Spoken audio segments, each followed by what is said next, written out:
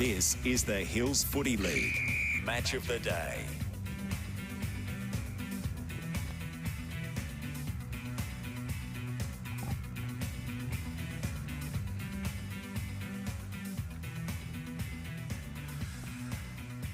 And it's a very good afternoon. Jeff Pistola and the Hills Footy media team welcoming you into the court of the wild. And, Matt the Roadie has been again very busy in transporting the Dreammaker broadcast van to Hanson Oval on Howard Lane in Mount Barker for the Hills Football League Division 1 A-grade second semi-final between Hahndorf and Lobethal. Certainly great to have your company again through our worldwide stream. Of course, our wonderful broadcast partners making it possible. Dartfish, Sports Interactive, Mortgage Choice, Jarrett, Nissan, Adelaide Star Buses, Business Plaza and Chris Shaw Accounting. And also a big welcome to those listening today online at Lofty Media. And of course, very special big thanks to our match day sponsors this afternoon, Rick Babbage and the team at Mount Barker Irrigation for their assistance. So thank you very much, good people at Mount Barker Irrigation. And a direct ticket to the grand final is on offer today as the undefeated Hahndorf Magpies take on the Tigers from Lobethal. They finished top and second respectively at the end of the minor rounds, but of course Hahndorf proved far too superior in their only meeting of the shortened 2020 minor rounds campaign, winning by 102 points. So Hahndorf, of course, sat out last week's opening weekend of the finals, and Lobethal displayed plenty of spirit, I'd suggest, to down the Onka Valley Bulldogs 22 points and earn the right to play today. So it's a big game awaits us, and big game, big casters in the house. So great to welcome my fellow commentator, the enlightened one, Benny Golfridge. G'day, Benny. Yes, Pistols. Very much looking forward to this. And it was only a few weeks ago when we were driving past Mount Barker in our HFL media van. Yeah. You and I, we drove past Mount Barker Oval, or Hanson Oval, and it was looking quite muddy, Pistols. But we've got to say today, it's come up an absolute treat for this second semi-final. So good work to the people who look after the Oval here at Mount I think Barker. that was actually the game Mount Barker had played against Nairn. I think there was a very good photo on the front page of the Hills Football League program. I think young Mason Baxter lying with a face full of mud. But as you said, the weather, the spring weather has turned very nice, and what was really a doubtful surface is, cherry ripe, I guess you could describe it for this afternoon's big clash. Just watching the reserves go through the action here at the moment, the second semi-final. It's minor premier, undefeated minor premier. Chunga there at 12-8-80, leading Hahndorf 5-7-37. So the Demons, a power-packed Demons team, of course, guiding with our man Stone out there, Daniel Stone, and a cast of thousands. And anyway, as usual, mate, we are online, so we're live. How do you get involved, as usual? Hillsfooty.com. We've got the YouTube feed going. So just click on the top link there for Hahndorf versus Lobethal. And then we're also on the Hills Football League Facebook page. Get involved on that. We've got the banter going, as always, today. So get involved. Let us know where you're coming in from. Yes, and particularly any of our friends watching in Victoria, big hello to them, and trust you're bearing up well, but at least you can see some quality football. I suggest watching the Hills Football League action here on the Call of the Wild. So, as we said last time these two sides met, Benny, they were both undefeated going into that contest, but just Hahndorf far too strong in the end, as I said, 102-point margin. So can we expect anything different today as we look back at that game? And if you recall, it was 4-5 to 2-1 at quarter it was time. quite a competitive first quarter. And I think Alec Giorgio kicked the first goal of the second term, so it was actually 4-5 to 3-1. And half-time 12-12 to 3-1. And of course, final score 25-17 to 10-5. So a runaway win, 102 points, as that's the gap between top and second. Be interesting. Anyway, as we said, Mount Barker here at Pauline Hanson Oval, hosting the second semi today, and we just spoke about the state of the ground a couple of weeks ago, and I guess one man who's sort of him and his committee have done a power of work to get it up to how it is today, and also all the hassles that go of hosting a final. We might just have a bit of a chat to him about how it's all undergone. So Scotty Filmer, the president of Mount Barker, thanks for joining us, Scott. Thanks for having us. Good to be here. Good to see it's not raining yet. Yeah, what's the long-range forecast, Scott? I don't know. I didn't look at the weather after last night. I thought I knew what might happen, and I thought it's better to go blissfully ignorant into the day than to sit there and worry about it. But we've been lucky. It's still good. We'll get some A-grade footy that's going to be dry footy, and we'll go from there. Well, I must admit I went down to watch the SNFL game last night down the parade. Of course, a couple of Mount Barker boys playing, because Jordan was involved. And there was actually a few spots of rain during the course of the evening, and oh God, this is going to be good. And then this morning, walking the dog around there, and the blue sky and everything, and well, it's just rolled in. But as you said, thankfully at the moment, they're not the dark clouds. And 20 mil, I think they were talking about, Scott. Yeah, well, years ago, another lifetime, I was a farmer down the southeast, and I reckon I scared the rain away when I was down there as a farmer.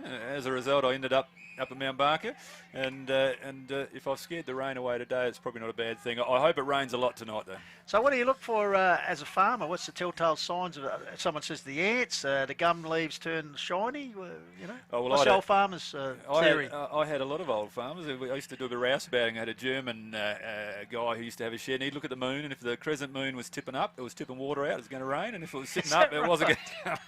I've heard thousands over the years. Look at the rabbits, and that'll tell you if they're breeding up, and there are rabbits breeding up at the moment, but anyone's guess, mate. Gee, mate, you got it all covered. Yeah, no, I like the old bush thermometer with a bit of string hanging down, and if the string is wet, she's raining, and if the string is dry, it's sunny. So that's about as good as you can get, I think. Fantastic.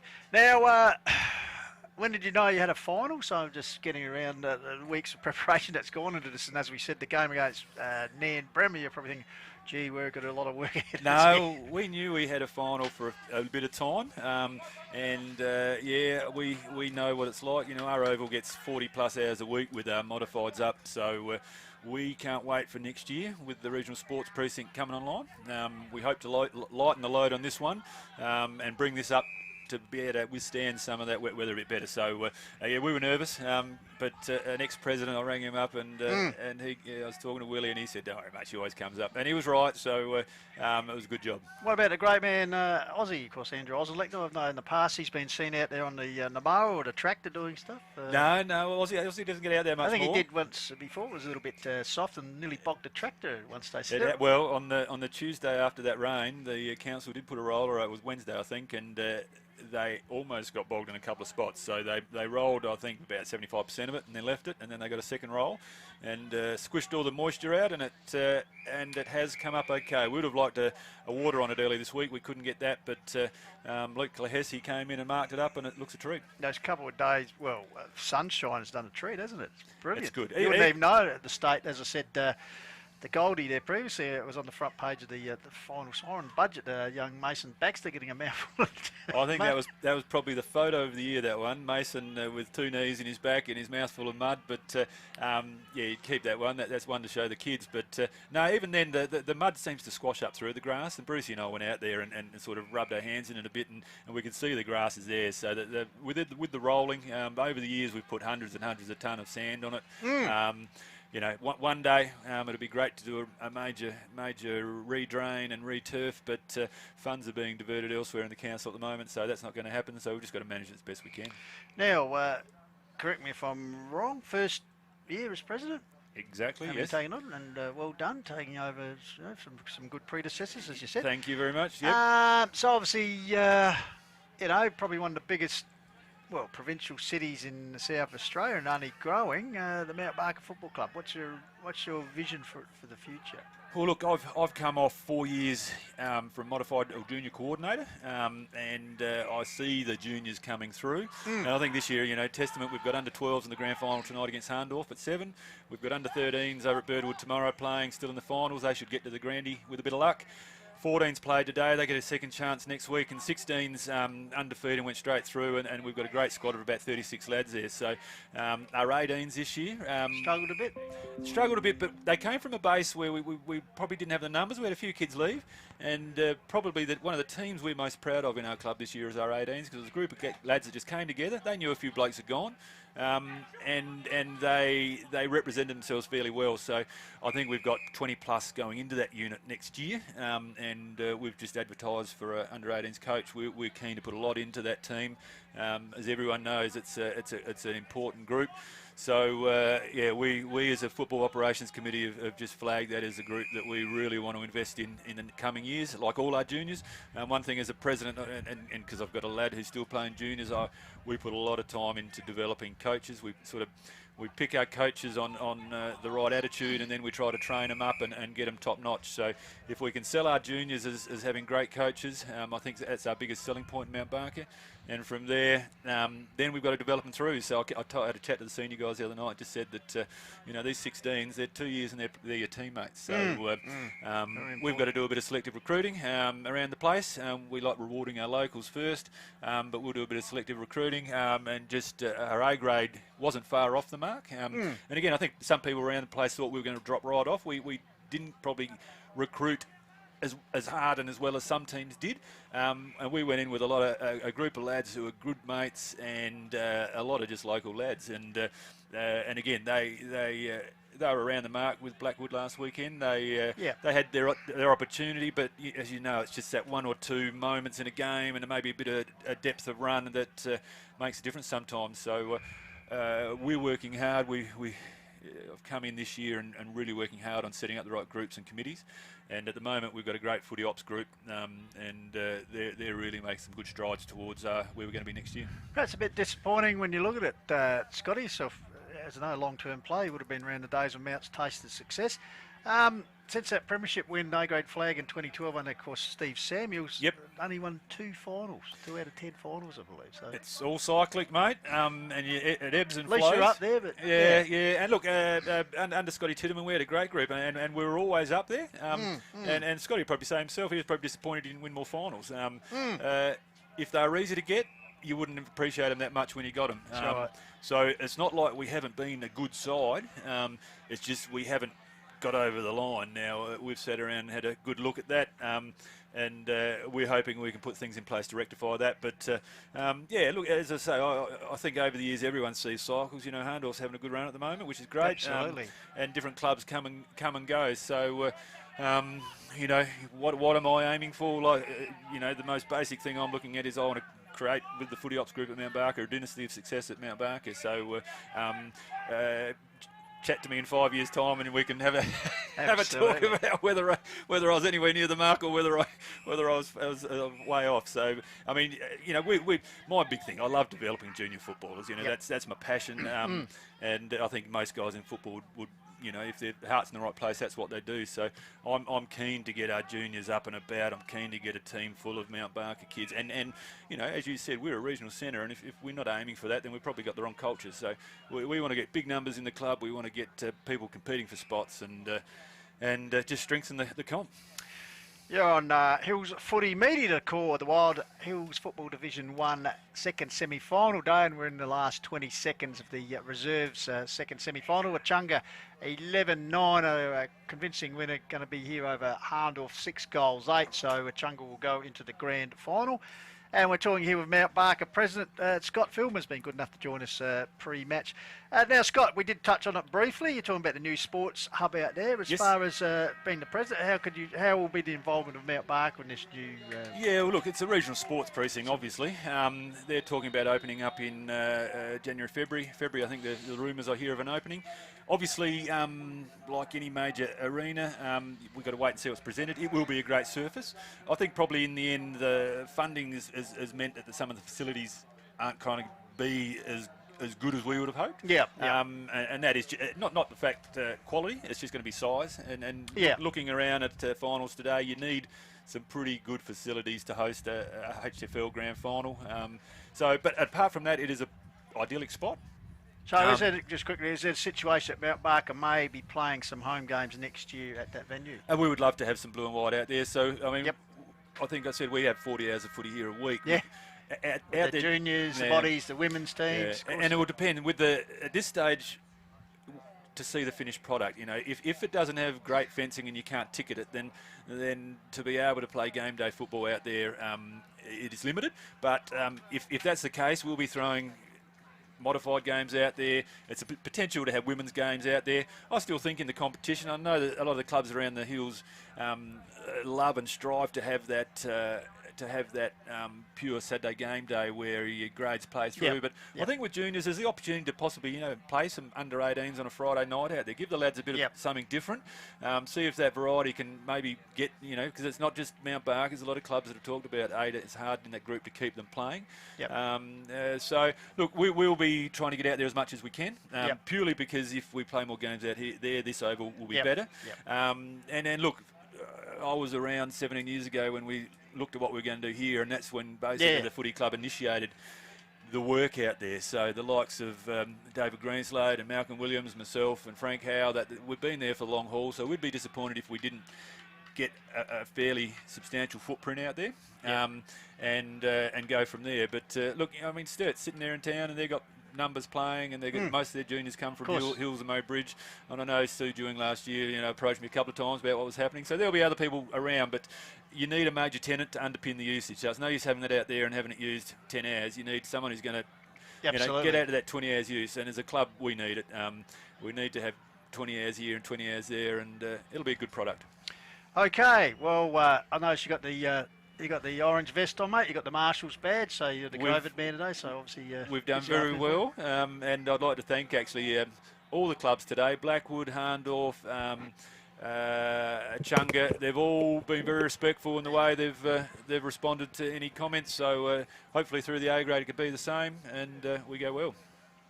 All right, then, Scotty, once again, thank you very much for joining us, and hope the day goes successfully and you make a bit of money for the Barkaroos. Beautiful, thanks very much for your hospitality as well today. So cheers, mate. Good on you. Thank you very much. One of the nice guys of footy, Scotty Filmer, the president of Mount Barker Footy Club.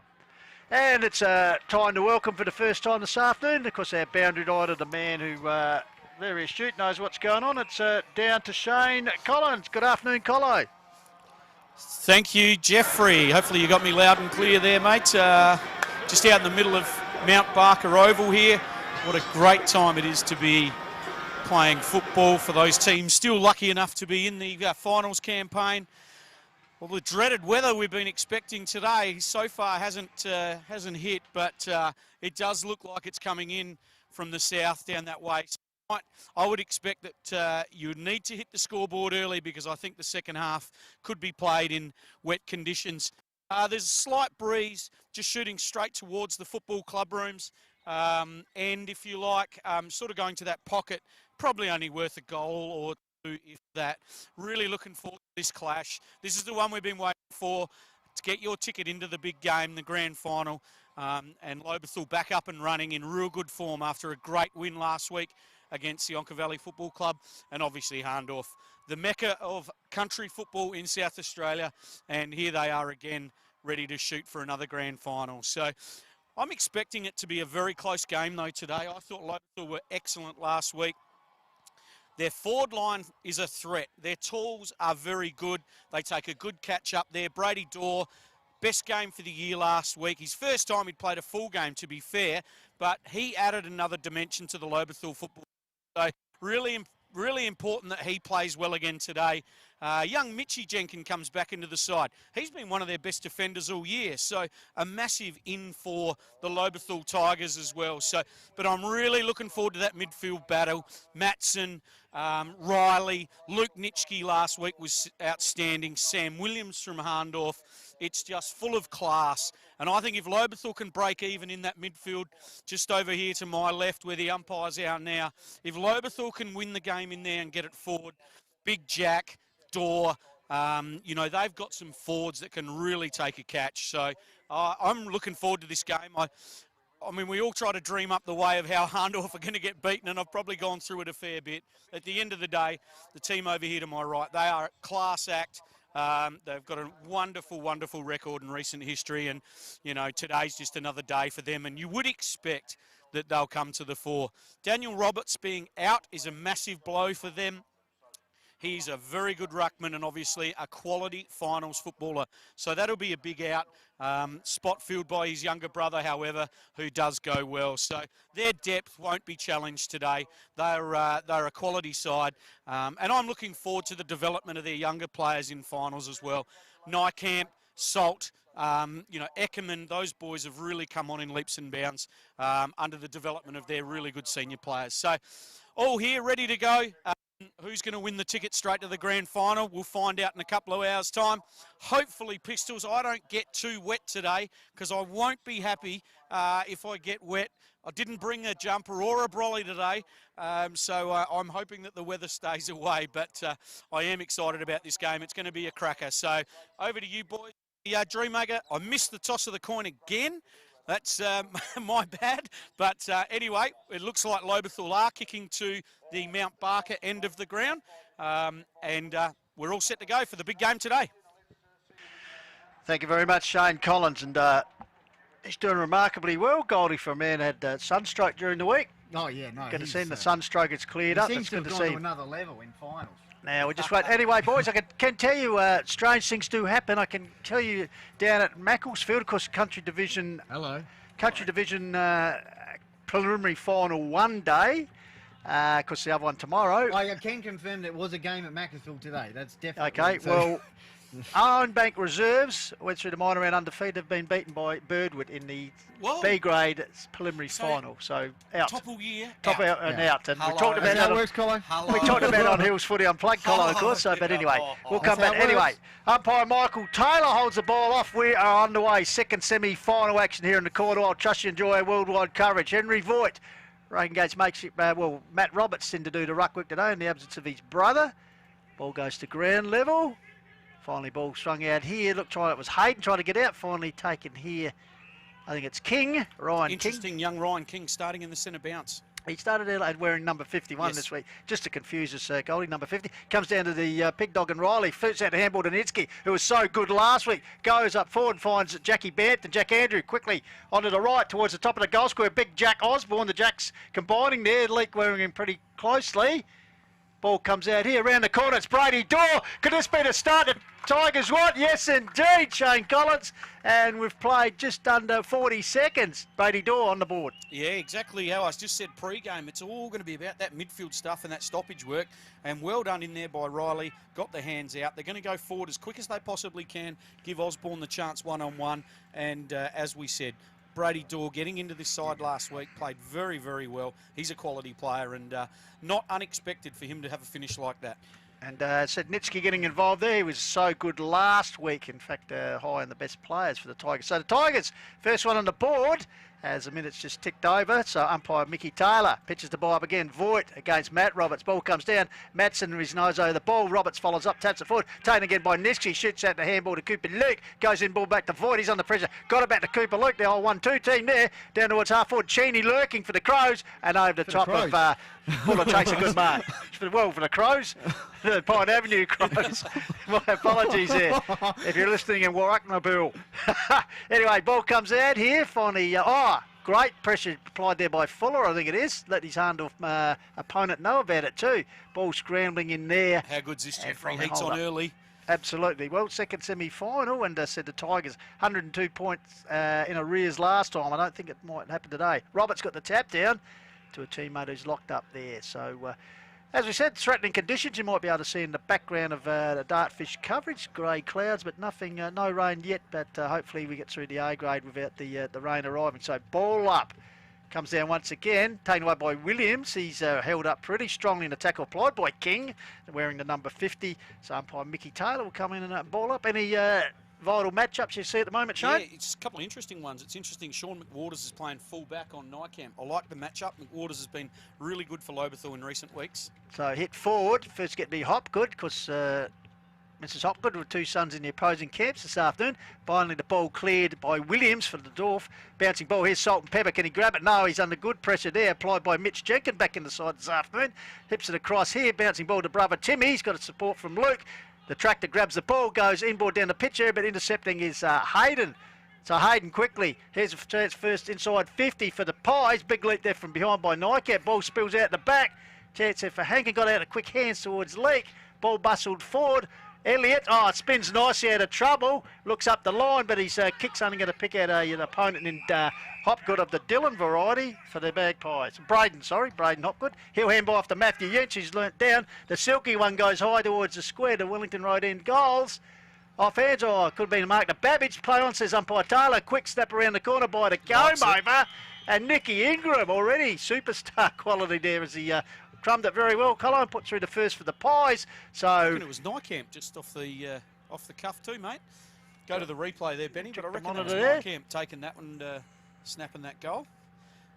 could well be. But yeah, just a little bit lazy off the free here. You can't have Yench running in and getting that hands off. Yep. He's going to send the ball deep at all times. So, you know, Lobethal need to be a bit better than that around the contest. Certainly around that 50 to 60 metres out. You can't let Hahndorf do that. It was Nykamp with a 2 on the back. My apologies. With the came over man still in the deficit. So back in the centre. So it's goal apiece, and we've played just over 4 minutes of the second semi. Matt Roberts over the top, got a tap down to Williams. Williams with a high kick forward. Stafford, ball comes down, Bullock his way through is Babbage, got it off to Hayden, who's followed up. He's well collared there by a couple of Tigers and Pring and Nitsky. Finally the ball comes back out here towards Williams. He's run down. Was that in the back? No, holding the ball. Good tackle by Riley. So Aidan Riley, because plenty of experience. Adelaide, Melbourne, and of course the Sturt Football Club.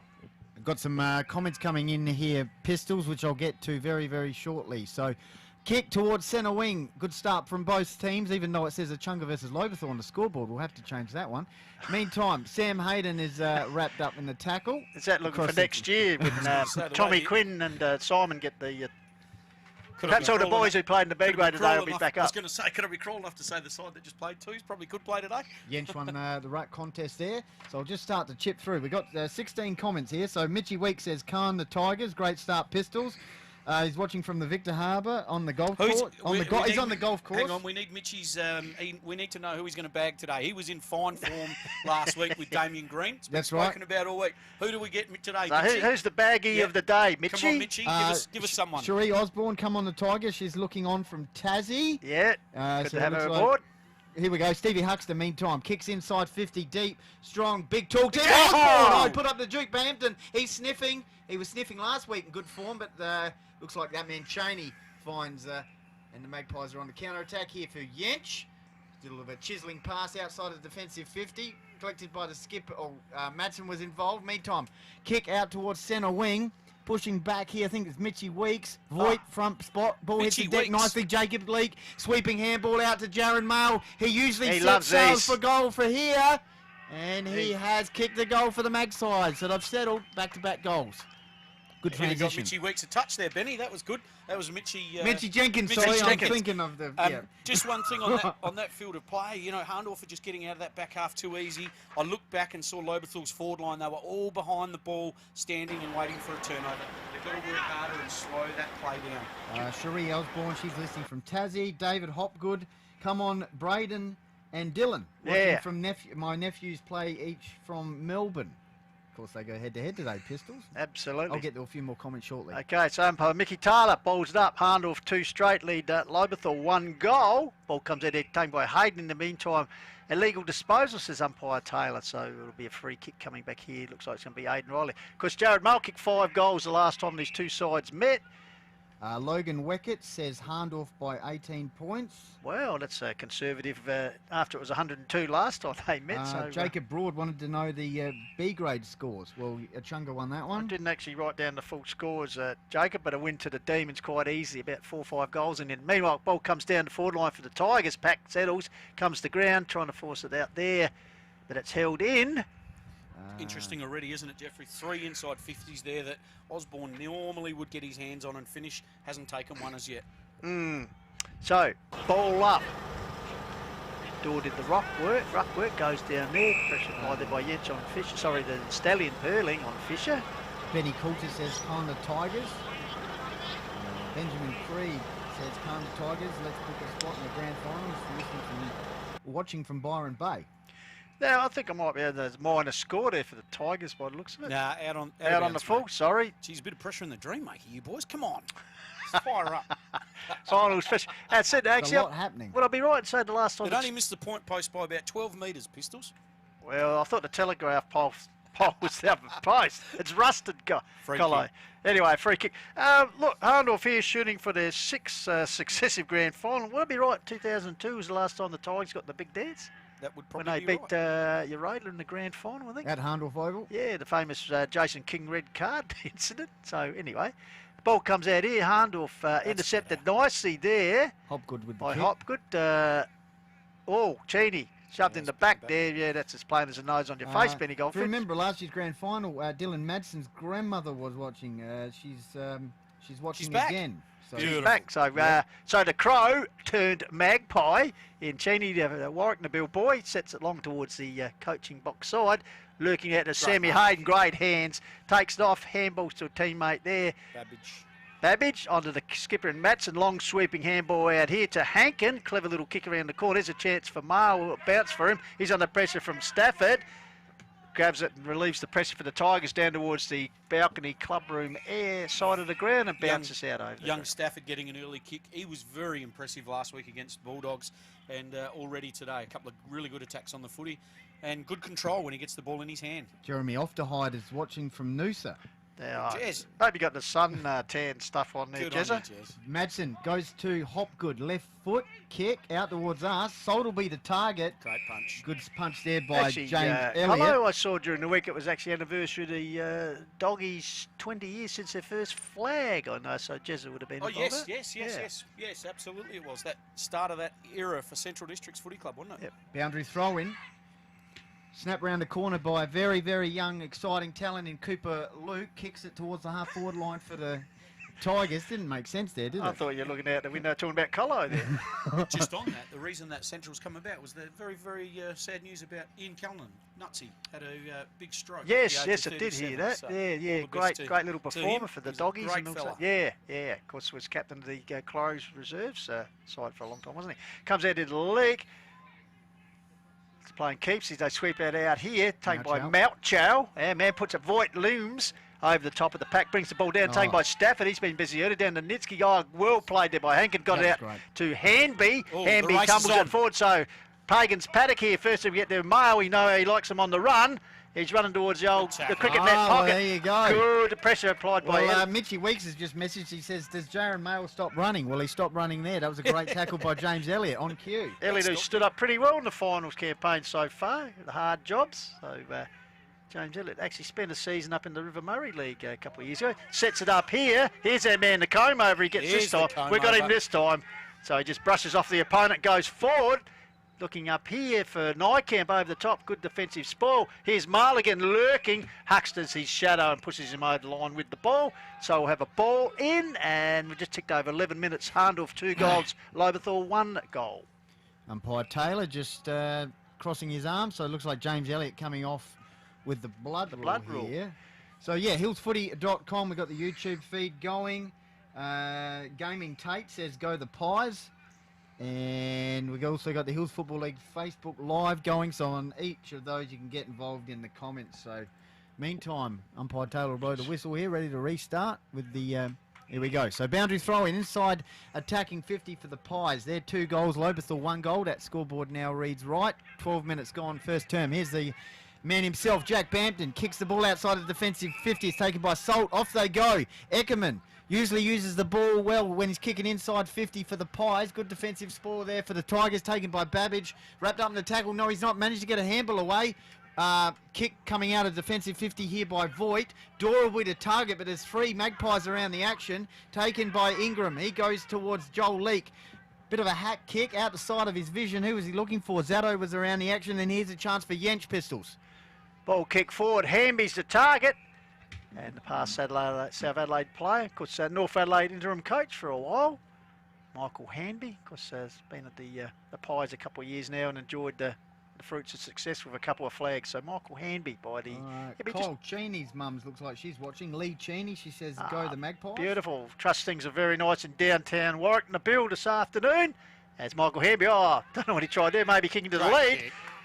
And has found Nykamp. Looked a bit awkward off the boot, but straight as a die and picked out Cooper Nykamp. So Nykamp, 20 goals for the season so far.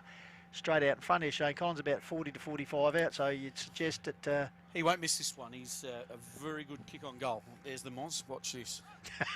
Jesse Aish is tuned in as well. So Nykamp, drop There you go. punt, and Bang, He Just, just the pulled last it. 5 minutes of play, Jeffrey, right out the front of the van here, it's been really impressive to watch Hahndorf setting up behind the ball. I know we spoke about this a lot in the previous few weeks. That is their bread and butter. They set up so well. I'll tell you what is impressive. They've got a pretty good, talented drink runner out who can't get in the side. That they Is do. Daniel Roberts with a hamstring. He's just testing Might it out. get him Running, comes out here, to Timmy Jenkins. He gives it out to the skipper, and Fisher close to the boundary line, pulls it There back you go, in. man. Diving attempt for a mark there by Mail of the Trent variety. Gets it back to Madsen. Finally gets back to Hamby. He's back down the other end of the ground. But falls in the hands there of Stafford for the Tigers. He quickly moves out to the wing area and finds Cooper Lucas. Goldie said exciting young talent.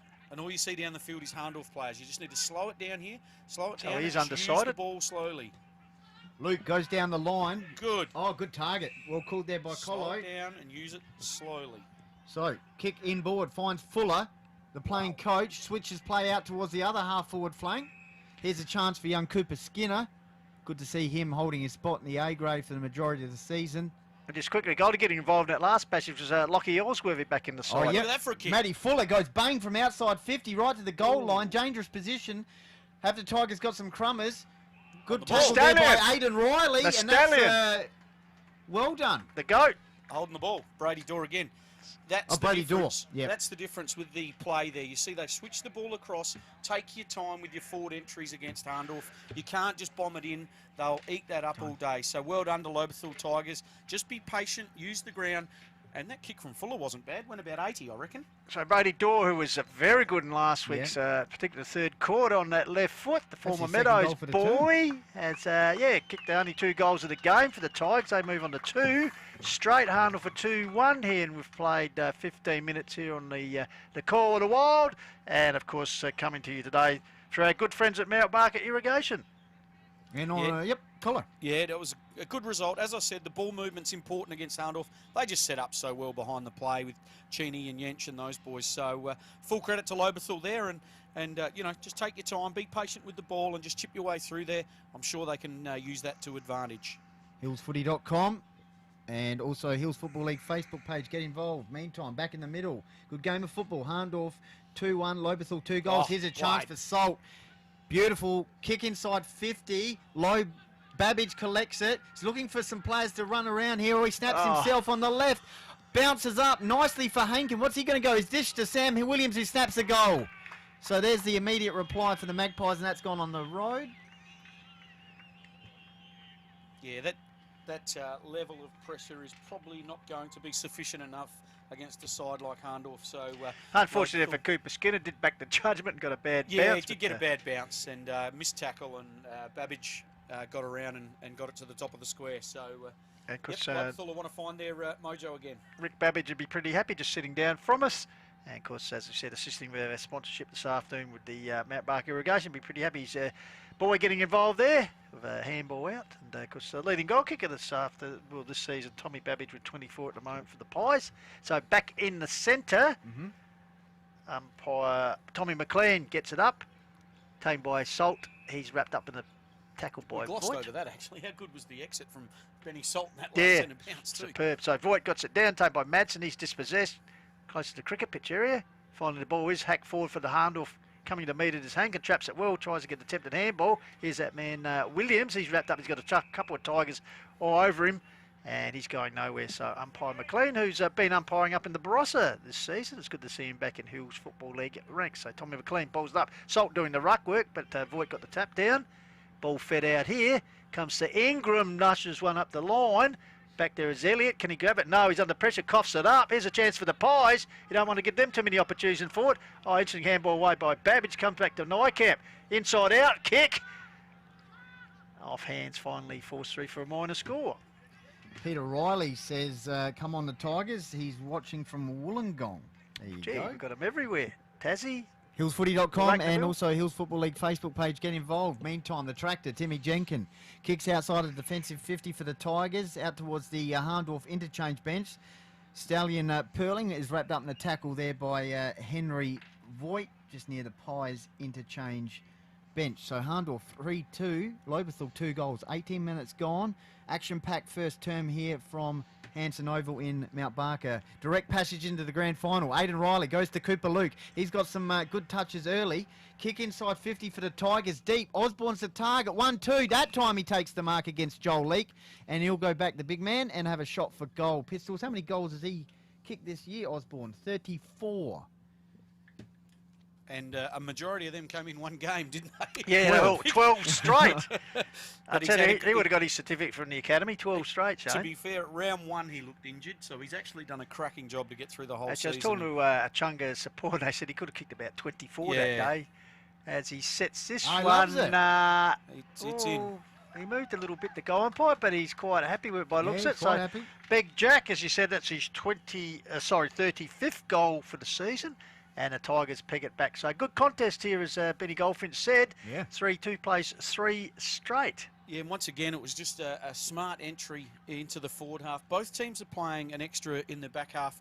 Jensch is playing as the 7th defender for Hahndorf. Luke Nitschke was free, and Elliott, they're rolling off their opponent in Lobethal's back half. So it's the team that uses the ball the best going forward is going to have that advantage. So back in the middle, Brady Dorr in the ruck.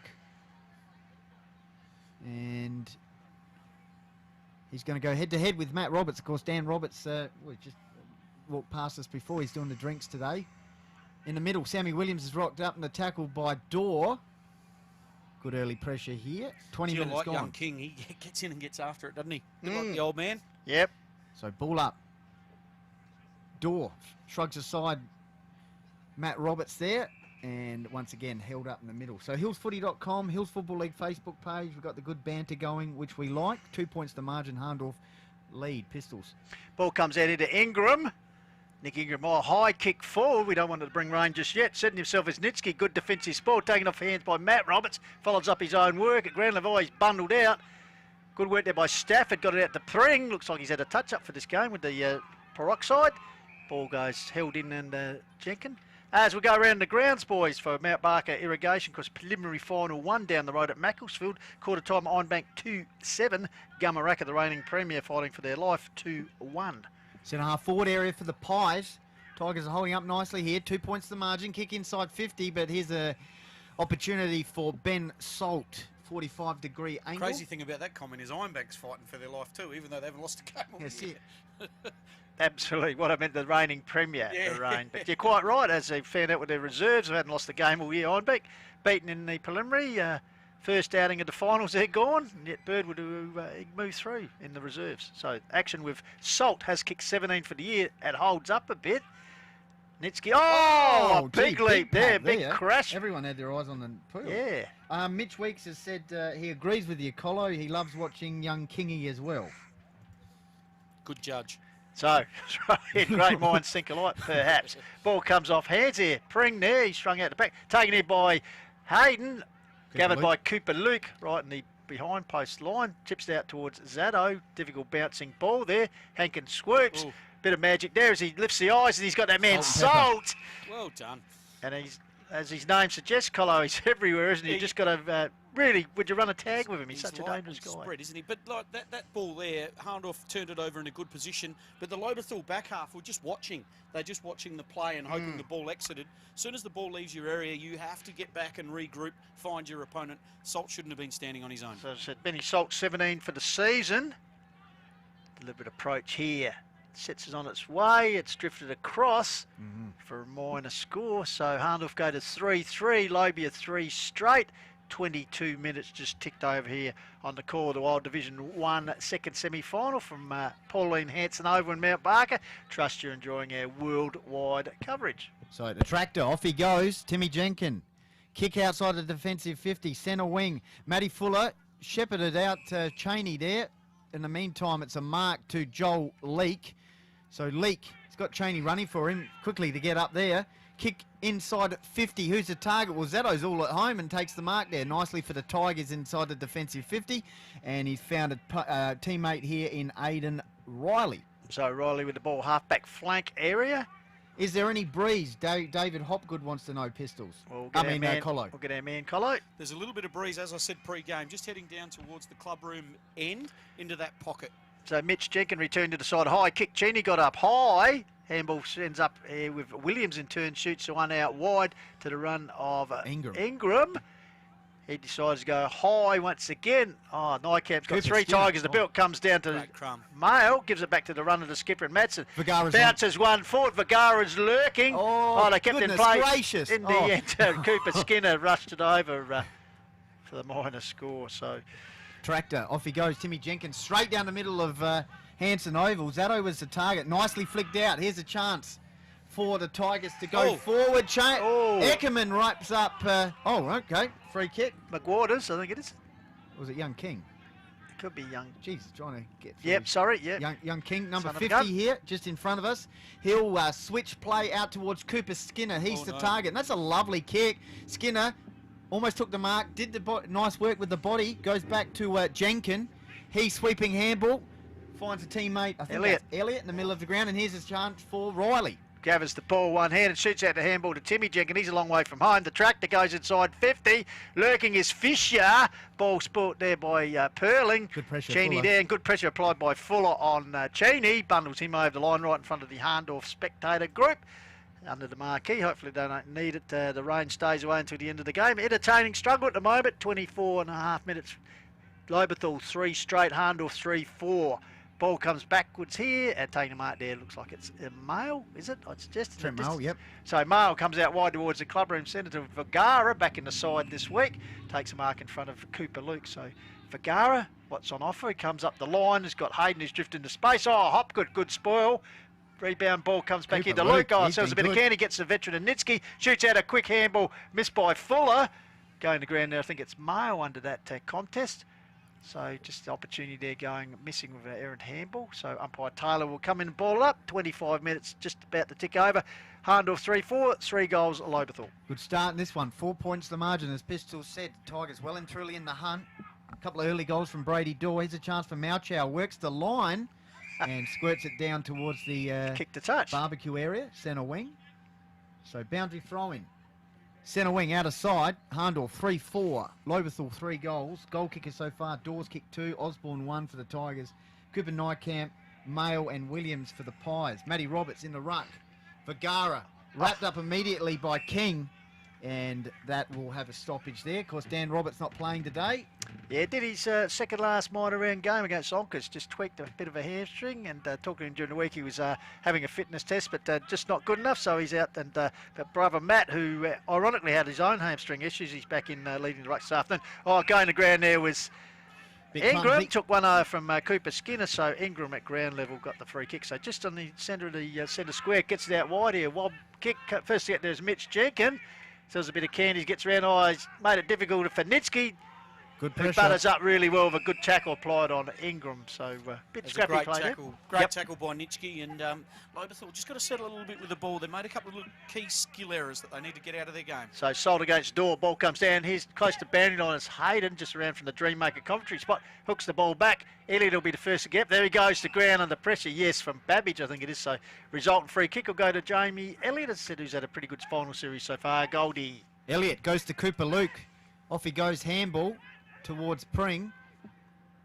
Little short pass in the middle of the ground. Here's a chance for the tractor. Off he goes. Nice handball to Cooper Skinner. He fumbled that one. Goes and gets it, and he's wrapped the...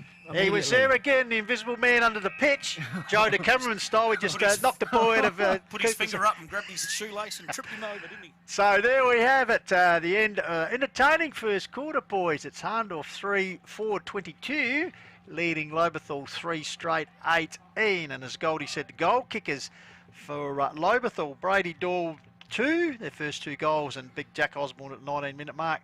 And for the Magpies, Cooper Nykamp, Jarrett Mail with a good running effort, and then Williams with a snap. So entertaining signs here, Goldie, but as we said when we look back to the previous account, it was 4-5 to 2-1. We've got our stats boys here today, Pistol. Yes, we have got our stats boys, so I'm looking everywhere. Might be a good time to go down as we introduce for the first time this afternoon Jaden J. Saw Jaden J down the parade last night. He'd be happy being a Red Leagues man, and of course with him as always is the 500 man Indy Rogers. Down to you boys. Cheers, thanks Pistol. It was a great game last night, but to the stats here today. So here we go. So tackle count 41 there for Lobethal, and also 33 kicks, 19 handballs, and also 9 marks as well. They started well, Lobethal, in that quarter, obviously getting the first set of clearances and everything, and they averaged 4 goals in the first quarter, and same as Hahndorf, and they both scored 3 goals, so pretty similar there, obviously 3-4, 22, 3 goals, 18. So yeah, good pressure there by Lobethal with 41 tackles, so hopefully they can build that pressure and put a winning score on the board. Indy. It's not often this year that we've actually seen Hahndorf lose the major disposals at the end of a quarter.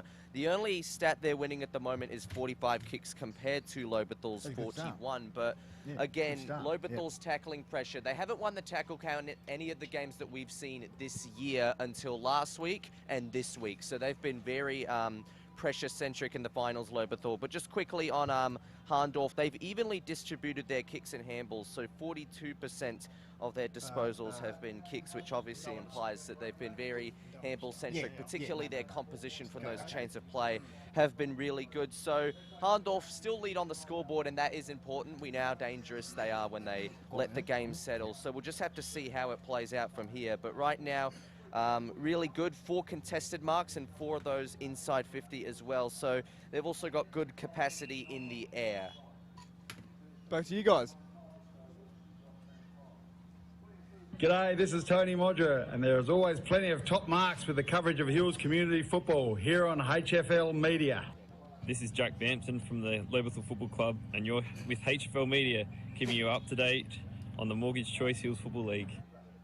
Hillsfooty.com, powered by HFL Media and Lofty, radio with altitude. Certainly. Trust you're enjoying our worldwide stream here on Hills Footy Media to call it while, of course, the second semi-final Hills Football League Division 1 competition coming to you from Hanson Oval in Mount Barker, and pretty good conditions, overcast in the middle. Rain is forecast a bit later on, Goldie, but hopefully it holds off. So we might go down to the man who's been to the quarter time huddles to find out what's happening down there. So it's over to Shane Collins. Thanks, Pistols. Still good out here. No rain on the horizon. I just quickly looked on the radar. Down south, Victor Harbour way though. Those people down there batten down the hatches. But look, wind is still blowing to that pocket, club room's pocket. Although it's died down a little bit. The Aussie flag up there is a bit droopy at the minute.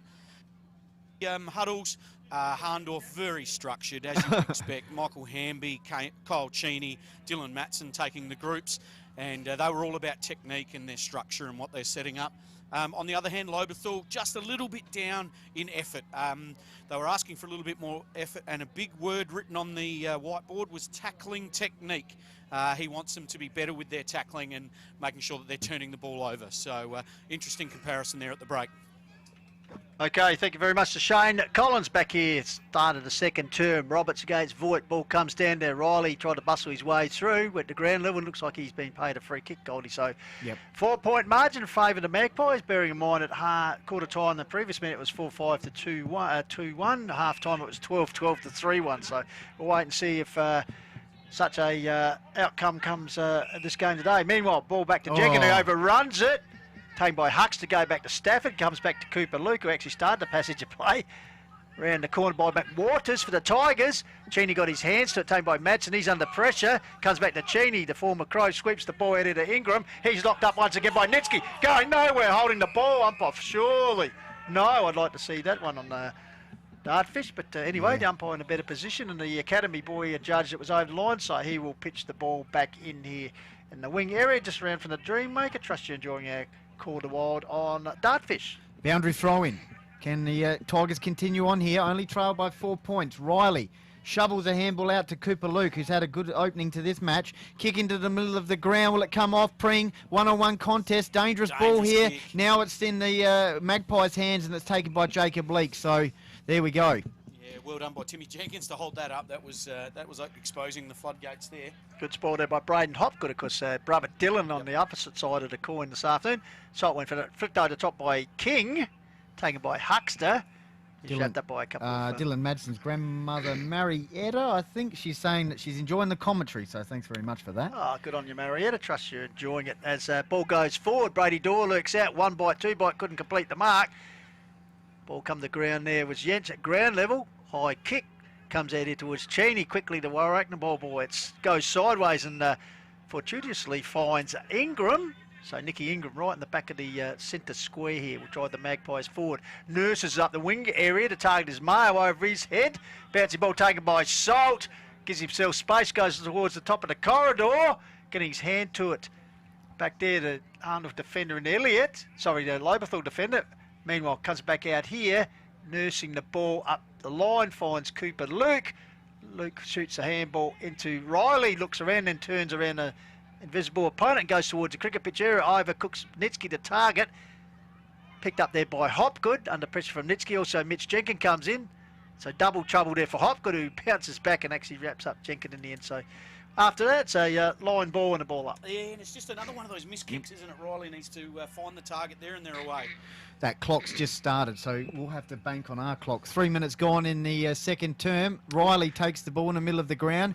Kicks towards the half-forward line. Good kick. Finds the skipper, Braden Fisher, just near Hopgood. I was going to say, Goldie, we can't use the sundial today because it's all clouded. That's so Braden Fisher, the skipper.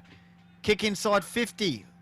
Up went Roberts. Good work by Dylan Hopgood. Kicked 3 goals last week. Cheney's wrapped up in a tackle. And the Tigers do that well, holding the ball inside 50 there. So we have gone 4 minutes in the second term. It's Hahndorf 3-4.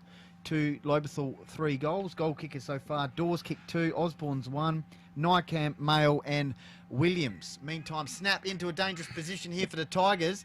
Taken by Cheney and he takes his time here. Pistols and pops over a handball to the comb over. That was slow over as he gave it to Ingram. Ingram nurses a little kick.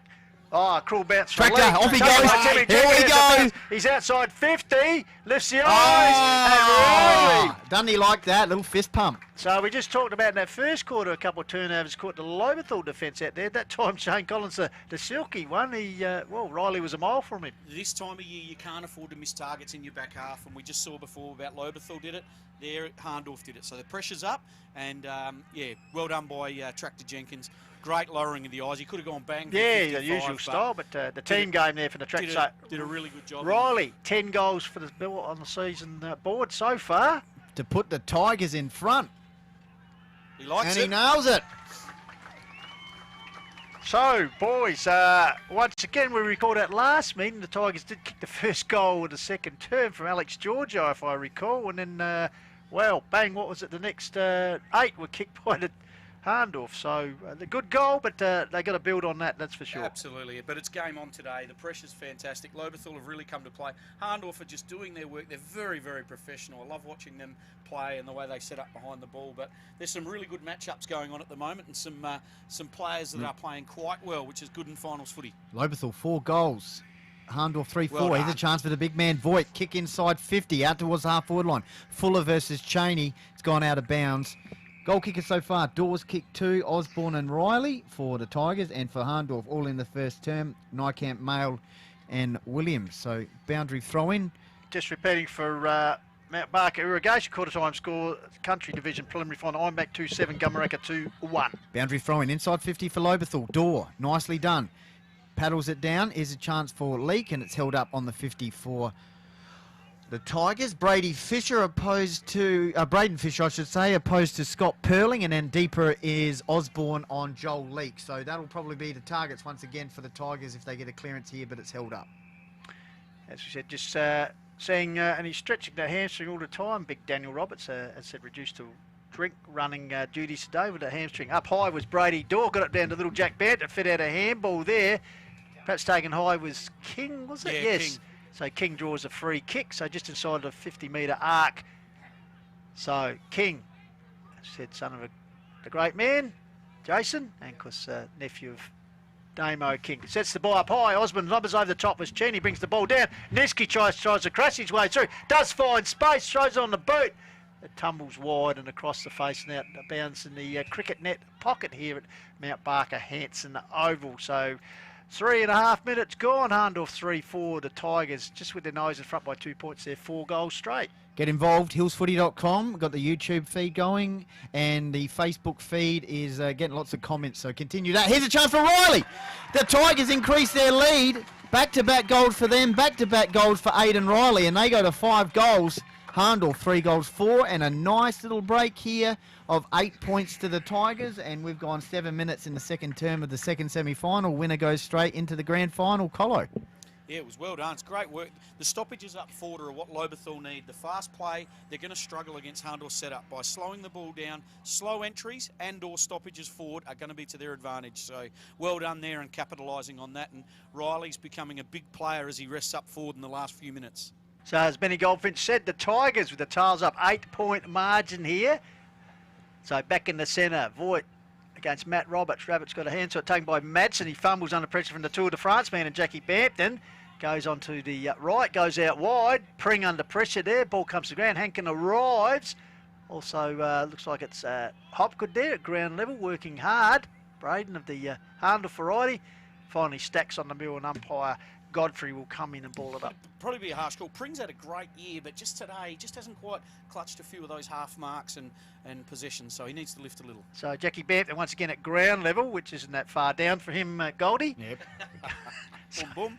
So the umpire will come in and ball it up once again. Williams there over the top of Bampton. So umpire Godfrey will repeat the motion as he balls it up. Ball comes down there. Once again, the pack situation. Rolling rugby club. Finally, it's fed out here to Williams. Phones a handball. Finally gives it to Madsen as he held it up. Madsen goes long towards the goals. I think it's drifted too far though. And umpire put Crompton in the goal signals a behind for Hahndorf. So they go to 3-5 to 5 straight here on the quarter while. Yeah, I've got to say, we've got some talented players doing the drink work today. We've got Alex Giorgio and Daniel Roberts on this wing. Because they're both past league footballers. Kick outside a defensive 50 by Jenkin. Voigt's the target, meeting the sandwich, coming back inside 50 here for the Pies. High bouncing ball, dangerous position. Collected by McWaters. Just kind of got it out there to Nitschke. Magpies fighting here around the forward area, and it's held up, dangerous position in the forward pocket. Someone in the coach's box just knocked a nail back in a hole over there, I think. Not happy with that call. Okay, so ball up, dangerous territory here is Benny Goldfinch called. Umpire McLean puts it up. Salt does the ruck work, got it down. Once again, heavy tackle work in the 10 minute square there. The invisible square. Why do they have the square shown? Why do they have the square, Jeffrey? I do not It's still know. continuing on from last year. Let's revisit 2019. That was a Cook, wasn't it, last year? It was a Cook. So, Voigt grabs the ball at a ruck, tries to get a kick away. Finally, scrags one. Didn't go too far. Rolling back again. Here's Mitch Jenkins back in the side. Finally gets a good clearing kick. Eckerman puts in the big strides, but he overrun. Oh, he actually tapped it forward. Now he gathers it cleanly, lifts the eyes, and he's got the lead from Madsen. Oh, good spoil there by Cooper Luke. Oh, well done, Cooper Luke. He's been good. He has been fantastic. very, very good today. Excellent.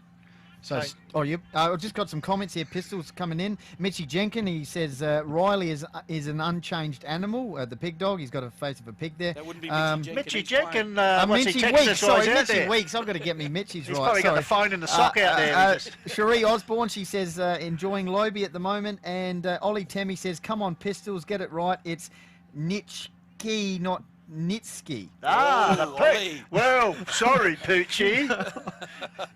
Good to hear from the big man, of course, Mount Lofty, past premiership stars. The ball bouncing here towards Nitschke. Grabs the ball, dispossessed there. Comes back here to Hayden. Hayden goes forward, and it's Huckstar, close to the boundary line. Don't worry, Ollie, we'll take it out of his wages. Oh, hang on. Ball still in play, and finally it's Pring. Hope I pronounced that right. The ball goes over the boundary line. Great to have the banter, and as we said, Goldie, how do we get involved? Hillsfooty.com. We got the YouTube live feed going there. Got some comments on there, and the Hills Football League Facebook page where a lot of comments are coming in. And keep it coming. Tigers 5 goals. Hahndorf 3 goals, 5, and the ball is, where is the ball? Oh, here we go. Boundary throw in. Left arm boundary throw in. Half forward line for the Pies.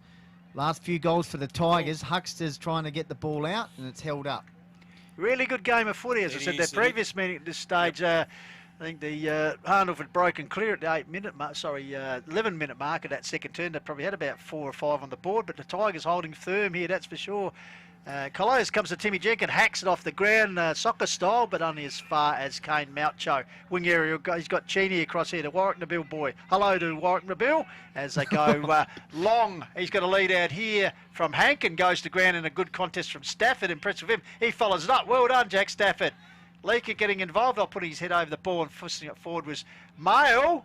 Finally comes out here to Luke. He's got good vision as he picks out Pring. In turn gives, McWater's gone, but then runs into trouble and holding the ball. Thought he'd done, like Big Cal from there, and a bit of a side spring there, but he was held up. So, unfortunately for him, Tommy Babbage will be the resultant recipient of the free kick. As I said, Babbage with 24 goals for the season. Kicked 5 at that last meeting, Goldie. So, goes bang. High kick gets a bit wide, 3 for a minor score, so just a little bit pressure building here in Hahndorf and their finishing work, Shane. Yeah. They're 3-6 to 5 straight. Yeah, Lobie just played into their hands there. Timmy Jenkins trying to do the right thing, booting the ball off the ground, but rushed forward entries are not what Lobethal needs. Hahndorf will turn that over every time, and there, just control the ball, take your time. When Lobie are taking their time, they're looking really sharp, but they rush, they're running into trouble. The tractor, Timmy Jenkins, kick outside of defensive 50, Hahndorf 3-6, Lobethal 5 goals, couple of goals in this term to Aidan Riley. Here's a chance for the Tigers through Jack Bampton. Got it to a teammate out there and it's held up, so that was Zato. So boundary throw-in just around from the Tigers interchange bench. We've gone 13 minutes in the second quarter, second semi-final action here from Hanson Oval in Mount Barker, and the Pies 3-6, all 3 goals coming for them in the first term. Here's a chance for the Tigers from the stoppage. Good contest. Hopgood crashing in. It's a good contest. Oh, here's Fuller, they're playing coach, and earns a free kick. So Matty Fuller trying to don't argue, but umpire Taylor giving him the free kick. He'll come across here to the track to Timmy Jenkins. He's got a loose man out in Zato if he can find him. Yes, he picks him out. And Joe just stops. A few more comments. Ollie Temmie says he's lost it over that comment pistol. Jake Adcock's wondering if you're on the red cans. No, we're completely sober all here. And Wayne Jones says, good to see Lobethal back to where they belong. I'll tell you what, Jakey, though, if you're offering, we'd find the dream maker here at Hanson Oval, just drop us in a slab. Jake Adcock buying a beer, that'll do me. As Zato sets it, and I tell you what, that is a magnificent kick by Jackie Zato. Not a proven goal kicker this season, but doesn't matter what you do in the minor round, it's the major rounds. Yeah, absolutely, and that was well done, well played by the playing coach Fuller over there. Won the free kick, and rather than just bomb forward and do exactly what Hahndorf want you to, he cut back through the middle. Jenkins did exactly the same thing, come sideways, and Zato drifted into that 40-metre mark and took a great mark. Got a comment here for you, Colo. Mitchie Weeks wants to know, what's Colo's thoughts here? Magpies' spread looks superior, but haven't Yench, Hanby and Cheney lacking slightly? The Tigers hanging in there with efficiency. Well, I could just imagine Mixie yelling that from the boundary line here today and trying to get a response. I tell you what, he might get a job next week, Mitchie Weeks, preliminary We might bring him in. Well, the way you're going, Pistols, you might be over the other side watching. I know. Right? I'll be over there with I'll be over there with Jake Adcock with the red cans, and we'll have Mitchie and Poochie show. Anyway, ball comes out here, taken by Eckham, and he got the ball out here. Sorry, it was Williams gang tackle there. Riley, look at that determination, but Salt got the ball away from him. Fed the ball back to Salt as he runs through the centre of the ground. He goes long towards the pocket area. On the lead there's Nykamp. Will it bounce for him? Yes, he gets there. But, great pressure applied there by Elliott. Great commitment by Elliott. Pulls the ball in and fantastic defensive work by Jamie Elliott there. I'll tell you who's given Lobethal a lot of trouble. Salt in the ruck. He's playing like another ruck rover, getting a lot of footy on the ground, and his leg speed's really hurting, breaking off from stoppages. Might need to be a change in that ruck contest. Half forward line for the Pies. Umpire Taylor's called the free kick here, and it's gone the Tigers' way through Henry Voigt. So he's looking for some options. Marlon Coates said, sorry, Poochie. Haha, love it, Pistols. You get a lot of comments here. Kick towards... the Rack, a good man. The Rack actually played his 200th senior game for the Mount Lofty Football Club towards the end of the season. Who was that, sorry? Marlon Coates. Oh, Coatesy, yeah, what a star. After he'd spent a bit of time in Melbourne too. Good man, Marlon Coates. Stallion, the guy Perling, centre wing with Braden Fisher on the mark. So Perling looking in forward. The Pies in a rare position here, trailing 3-6. Lobethal 6 straight, so 2 goals straight the margin. Inside 50 here for the Magpies. Coming through was Voigt brilliantly. Kicks it onto the left boot. Gone out of bounds on the full dose, so here's a chance for the Magpies through Matty Yench. On top of the roof, they might have to send Jug Racing up to get that one colo off the clubroom roof. It has bounced back. So we have played, as you said, Goldie, 16.5 minutes here. Lobethal, 6 straight. Cameraman, move your chairs. Here we go. Yench is going to have a shot. Cherie Osborne says she's enjoying the way the Tigers are playing at the moment. So are we, Cherie. It's good to watch. Mate, out down there, she might be enjoying nice cold bogs or cascade down there in Tassie. She'll certainly have it. Snowing even. She'll certainly be having a few if the Tigers get. So Yench. How's that for a kick? I tell you what, if you need... there you go. Matthew Yench. Love him or hate him, the polarising Yench can play footy. And certainly a long bomb there. It's a fantastic finish, Goldie. 17 minutes gone. Hahndorf getting on the board for this term. Mrs. Hopgood enjoyed that one. I think she'd be supporting every single goal today. The cowbell will be going off. Be like, did you watch the Crows GWS? Yeah. The Himmelberg family wearing both scarves, cheering all the goals on. So, unfortunately, I missed that one, Shane. What's that, sorry? I missed that one. I must have been watching Farmer Wants a Wife. Something more important than watching the Crows play. Crying over your Cocoa Pops because your Collingwood got beaten. Back in the middle, 4-6, Hahndorf, Lobethal, 6 goals. 17 minutes gone, second quarter action. The Pig Dog, Aidan Riley. Good work here by Hayden. Well done by the Hayden. Pies just starting to lift slightly here. Cheney snaps the ball around the corner towards centre wing. Jaron Mail at full pelt. Stafford lurking in the background. Vergara eludes them. Stafford goes and collects it nicely. Goes to Nitschke. Here's a chance for Lobethal through the centre of the ground. Riley sweeping handball over the top to Pring. He's got some runners here on the outside. Dangerous. Cooper Skinner is wrapped up immediately in a tackle. Great pressure by the Pies. That was excellent work to come out of their forward half and chase those players down. Defending a streak of 43 consecutive victories here this afternoon, Hahndorf. They can sense the pressure. They're really getting challenged here at the moment. And as Shane Collins said, lifting the bar as Mail, not on that occasion as he fumbled the ball. And finally, umpire Taylor comes in, ball up on the edge of the cricket pitch here at Pauline Hanson Oval. Lobethal 6 straight, 36, leading Hahndorf 4 goals, 6:30. Trust you're enjoying our coverage. Brought to you this afternoon by Mount Barker Irrigation. Hillsfooty.com, Hills Football League Facebook page. Riley goes to King, kick inside 50, doors the target, spoiled there by Eckerman, brings it to ground level. Sniffing was Hopgood, ball comes out. Here's a chance for the Magpies on the counter attack. Hopgood goes to Trent Mail, kick towards centre wing. Diving at full pelt there, couldn't quite pick up the pace. Was that Timmy Jenkins? Yeah, was free it? kick. And he earns a free kick here, Pistols. Yep, high call on Timmy Jenkins at ground level. I think he sat up and said, "Excuse me, sir, I deserve a free there." Yeah, he looked at umpire Taylor and he said, "Well, you always run her up the mail, mate. I'll give you something." So Timmy Jenkins, high kick towards half forward. Fisher lumbers across. He's pushed out the contest. Cheney got his hands. So come back to Fisher, taps it forward. Little Jack Banton spun out there, and finally Matson, the bun man, along the interchange wing. Mitchell Jenkins stands tall and takes a good mark. Jenkins. Of course, returning to the side. Mitchell Jenkins, not Mitchell Weeks. Where's he got his phone, Goldie? In the sock. So, Mitchy Jenkins. He'll go across the ground. I tell you what, danger though, as he's picked out McWaters, the boy from Ardrossan. Goes long towards half forward. Big Jack lumbers out. Can he get the stick? Over the pack. Knee. Ankle. I'm not calling that because Zado comes down here. 2 Tigers down at the moment. Comes back to Cheney. He's got time to sweep the handball out to Ingram. Ingram nurses the ball up the line. Cooper Skinner and McWaters nearly collide there. Osborne's on his feet. He's still got. He's got that proppy, but the Zado's a little bit proppy on the left Zado, ankle. I'd be worried more about him. Big Jack. Meanwhile, looks like a 50 has been given against Tommy Babbage here, was it? Young Zado's in a bit of trouble behind play here, boys. Yep. Try and get the camera on this. Is there a... We've got the replay.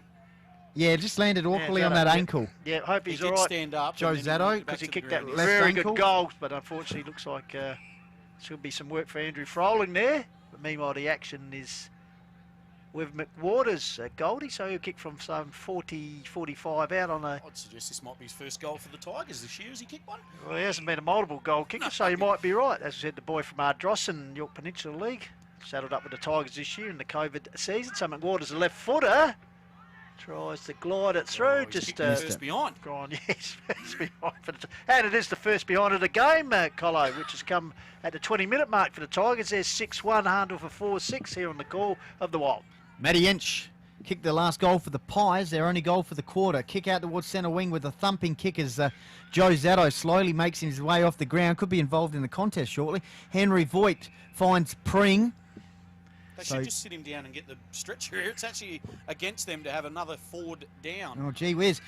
He's got Zato lurking around the area still. In the meantime, here's a counter-attack. Salt goes towards Mail. Under pressure from Pring. Kick inside 50. Chop out mark there by Elliott. And he'll look to maybe go to Cooper Skinner here. Once again, as you said, Colo, how dangerous Salt is in that run on ruckman role he's got today. Cooper Skinner with the ball in front of the members. The man with the ball now would be mine. I'd throw him in the ruck when Salt's in the ruck. So you just get to run with him. Two athletic guys, yeah. So Cooper Skinner, of course, past international representative, goes back to Mitchie Jenkin. Jenkin across to the Pine Tree pocket. Huckster is the target, bounces nicely for him, and he shoots it up the line and finds a teammate out there. What might be Elliott, I think. I think it is. Elliott. So right in front of the Hahndorf supporter group. So Jamie Elliott having a very good final series. Nurses up towards coach's box wing. Madsen got his hands up. Ball comes down. Leak is lurking outside the pack. Ground level. Called play on. Flowing ball. Lucked up again in a tackle. And looks like it's Fuller. So once again the umpire will commence play as 22 and a half minutes gone. 6-1 Tigers. Hahndorf 4-6. Riley tries to shovel it out, finds Fuller, finds Pring. Here's a chance for the Tigers as we head towards the 23-minute mark. Osborne, the meat and the sandwich, keeps crashing in there. Here's a chance for Trent Mull, tried to get a handball away. Joel Leake finds a teammate there in Hopgood. Good smother. Here's a chance for the Tigers on the counter-attack. Riley kicks towards the half-forward line. He's got Jack Bampton there. Nicely worked. And under tight pressure, lovely kick finds Jack Bampton. So here's a chance for Bamps. Switches to a teammate there in this playing coach in Matt Fuller. As we see, he's got a thumping left boot. This time he goes on the right. So kick inside 50 for Fuller. Lobs it up. Bit of a Hail Mary. Off hands, ball hits the deck, held inside 50, trying to get it out was Hopgood, came off Dawes' face. Magpies desperately trying to clear it. Here's a chance for Matt Fuller on his left, and it's taken by Mauchow, last line of defence, Pistols, and he'll find a teammate here in Yench. So up to the silky one, Yench, cricket net pocket, got off to his partner in crime, Genie, runs his 10 metres and sets sail towards the wing area. Here's a chance. That's a great mark.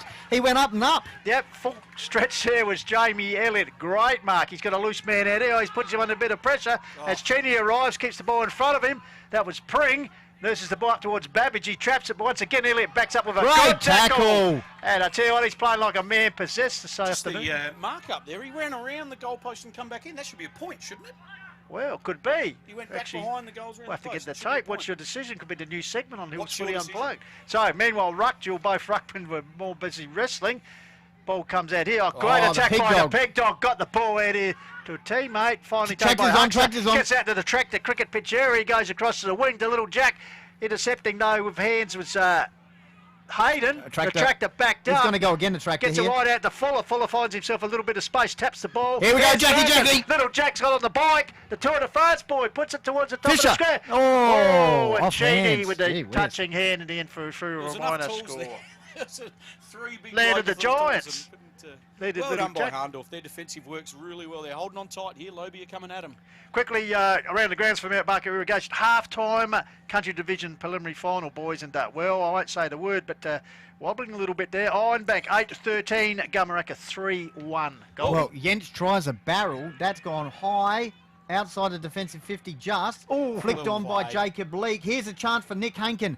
Just threw the ball onto his boot towards the centre forward area. Here's Mitch Jenkin. Gathers the ball inside the defensive 50. Switches out to a teammate there in Cooper Luke. He's been sensational. He has got some more comments in here. Darcy Clifford says, "Can the Tigers?"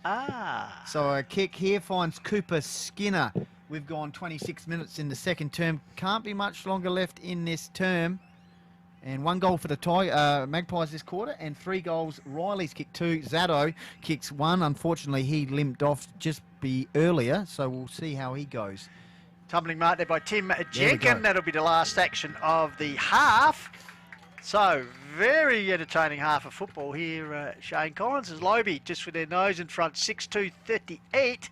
Hahndorf Magpies have said the undefeated minor premier and gunning for a 6th successive grand final. And of course, 44 wins on the trot. They sit on 4-6, so 8-point margin. Yeah, what a great game it is, isn't it? It's been a fantastic first half of footy. Just wonder if the boys have got any stats that might give us a I bit reckon of they will. direction there As we said, it's been such an exciting game. It's been a bit hard to get down to them. So to Jaden and Indy. Jaden and Indy will be able to help us out with some stats on the first half, and we'll see what...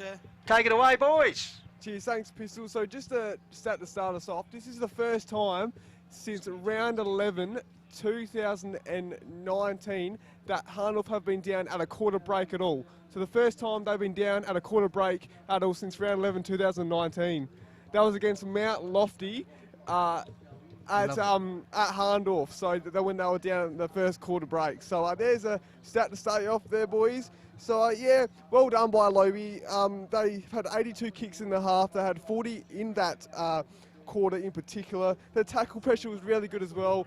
Obviously a few less tackles in that quarter because they had more of the ball than Hahndorf, I suggest. But yeah, 75 tackles in the half, 35 handballs and 30 marks for the half. Aiden Riley's just been outstanding. He's had 12 disposals. He's just been great for Lobethal. And yeah, I think they're playing a great game of footy at the moment. It's the first time that Hahndorf have been outscored in a second quarter as well for the year. Back to you, Indy. Just taking a look here at the side-by-side comparison, 72 kicks for Hahndorf in comparison to Lobethal's 82, and then 53 handballs compared to Lobethal's mere 35. So maybe Hahndorf relying too much on handballs and composed plays in the centre to try and get the ball forward. I reckon Lobethal are extremely dangerous right now, and their tackling pressure is immense. But there is a saving grace for Hahndorf coming up in this second half, because they've played their best football in the second half for all of their matches and wins this year. It's been very notable. It's on. It's on. So Yeah. to the table. It might be time to crack out the salt and pepper again to break this game open. At the moment, I can easily say that quarter very underwhelming in the marking stat. They only took 5 marks for the entire second quarter, Hahndorf, and they're a very good aerial team. That's where the game needs to improve. And also, just leading into the third quarter, I'm really looking forward to this one because Lobethal averaged a score of 26.8, Hahndorf averaged a score of 32.3. So we could see a high-scoring third quarter, boys. Back to you, Pistols. Thank you very much, Jade and Indy. Sorry, a bit late to get to him, but... Henry de Bruce. Hang on, guys. Oh, no, Henry de Bruce. Yeah, we will talk to the Henry de Bruce. I've got a better guess. Just give me 2 seconds. 2 seconds here, boys. Sorry, Basil. Looks like you've been. Looks like you've been. We've got people from all over the state here. Come on, girls. Well, come what on, do we get over here? here. This is one of those Lucy. netball end-of-season trips, is it? Come on. There's usually What's your name? Tyler. Yeah. Where are you girls from? Narracourt. Narracourt. They come from everywhere here for HFL footy. Now, Lucy. Yes. Lucy's the bride-to-be. How did you get to Mount Barker? What's going on? My dad's a bit of a local. He used to play for a chunga, Barry Cram. Oh, right. There you go. An old chunga demon. Yes. So living down the southeast now, obviously. Yes, he is. Yep. Yeah, right. Okay. And married, it's about to happen, is it? Yeah, in Feb. In Feb. Yeah. So, but all the girls are up. We're having a big weekend away. Yes, we are. Big. Where are we heading out to? What establishments are we visiting over the next 24 hours?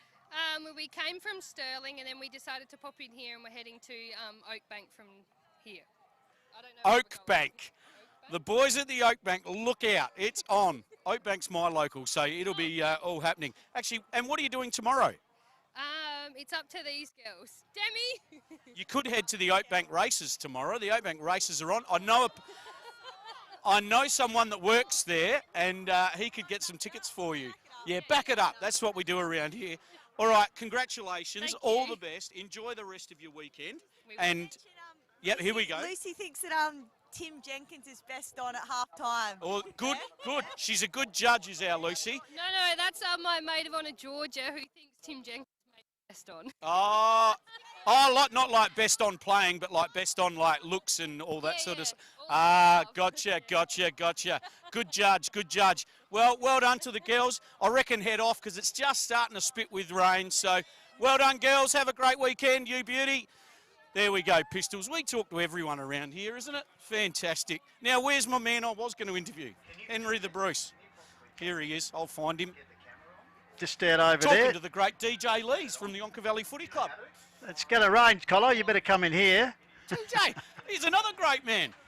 Yeah, how are you, Trev? Good to see you. How are the boys playing? Are you happy? Very, very good. Mitchell's first game back, doing everything right, I reckon. So, Yeah, he is doing well, mate. He's really slotted in well across that back line, hasn't he? he's been as nervous as anything, but hopefully this will give him a lot of confidence going forward for a couple more. And what about Timmy the Tractor? He's really showing his experience today and playing quite well as well. Yeah, very proud of both of them. Timothy's doing a lot of things right, so half to go, but Hahndorf are pretty good. And just on the down low, the girls over here for a ladies show, they just said Timmy Jenkins is best on ground, but they've got no idea how he's playing. So we'll leave that with what that is. But anyway, good on you, Teach, the great Trevor Jenkins.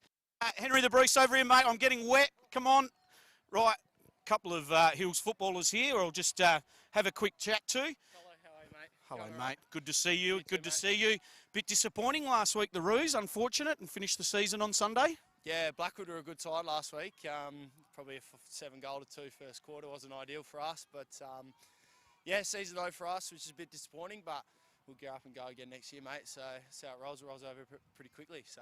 Yeah, it does, doesn't it? Especially with the short season that we've had. But on a personal front, mate, cracking season. We talk about a lot on our shows every week that you're in the, not just because Dad was the coach, but you've had a really good season. And even just last week watching, you know, your work rate and everything was outstanding. So from a personal point of view, I know we don't play for personal recognition, but you must be happy with how you've gone. Yeah, it's been a bit of a different role this year. Probably past couple of years since I've been back has been more of a mid-half back, and this year I've been able to go forward a bit more, which has been good. Been able to kick a couple goals, which is nice. So, yeah, looking to build on that next year. And, yeah, I mean, it's been a different one for everyone a little bit, but, no, it's been good. Good on you, mate. Well done personally, and hopefully the Roos can come back next year. They were my big improver this year, but they've let me down. But another one I've got here is young DJ Lees from the Yonka Valley Footy Club. And DJ, your season this year has been riddled a little bit with injury, but you're back on the park now. Yeah, mate. Yeah, it's been a bit tough. Every time I seem to get rolling, I seem to do something again, which is a bit of a pain in the bum. But yeah, it's good to be back. I've got a couple of games under my belt and had a run around in the twos last week. So yeah, it'll be good. Hopefully get a call up today and get back in the ones and see how we go. So right as we stand here now, you don't know if you're playing at 12:30 or 2:30 tomorrow? No, I don't. Yeah, we've got a couple of sore boys, so we'll see how we go. Hopefully I hear from Paul in an hour or so. Oh, there you go, boys. We're right on the minute here. Cut to the minute about the information. But just on the Yonka Valley Bulldogs, obviously been a bit of an up and down season. You know, last week was a down. How's the week been on the track? They're ready to go tomorrow? Yeah, we're pretty excited. I mean, obviously we've struggled a bit with the season, as everyone has, but it's been good to get rolling, and I think we're sort of moving in the right direction. Lobie really come at us last week from in the A-grade perspective and showed us what a bit of pressure can do. So I think we can take a couple of leaves out of their book tomorrow and really give Blackwood a run for their money. Good on you, mate. Good to catch up with you. It's about to start raining, mate. Get out of here. Good luck tomorrow, whatever time you play. How's that, boys? We went from one extreme to the other. The beautiful ladies from down the southeast over there, and we finish up with the great DJ Lees from the Yonka Valley Bulldogs. So anyway, boys, I need a rest. Back to you and the Dreammaker. Thanks very much, Collette. And say, well, we got here, Shane. Just give it a bit of a plug. I know, unfortunately, you won't be able to join us tomorrow, but you did mention about the races. So anyone else who's not going to the footy tomorrow, where can they go? Yeah, the old Oakbank races. So bit of a jump into there. I've only been there 2 weeks, and we've got a race meeting. So yeah, we've got a race meeting there tomorrow. But we'll have one of our TVs on the HFL footy tomorrow, watching the Bulldogs, and that's probably where I'll be sitting most of the day. You might be able to implement fashions on the field. I think you had a dress rehearsal that's here. Right, exactly. The girls are about to head over to Oakbank. You never know. They might know someone over there. They might be able to get them a ticket or two. But yeah, as we're just looking out across the ground here, we see young Zato on crutches coming across the oval. So I'd suggest his day's done, but it did look quite bad, didn't it, in that quarter when he went down. So hopefully it's not too bad and he can be back playing. We'll see you the next week or grand final. I was going to say, not just worried about today, if the Tigers are lucky enough to win today, or else perhaps later get through to a grand final. Be very sad for a guy like him who's been through some tough times with him to miss out through injury as the Hahndorf coming back on the field. So as Jaden J said, the stat, it's been a long time since Hahndorf have faced a deficit at half time, I'd suggest. Oh, yeah, I could imagine. As we say, 6-2 to 4-6 here, 8-point lead. Yeah, it's what a game it's been.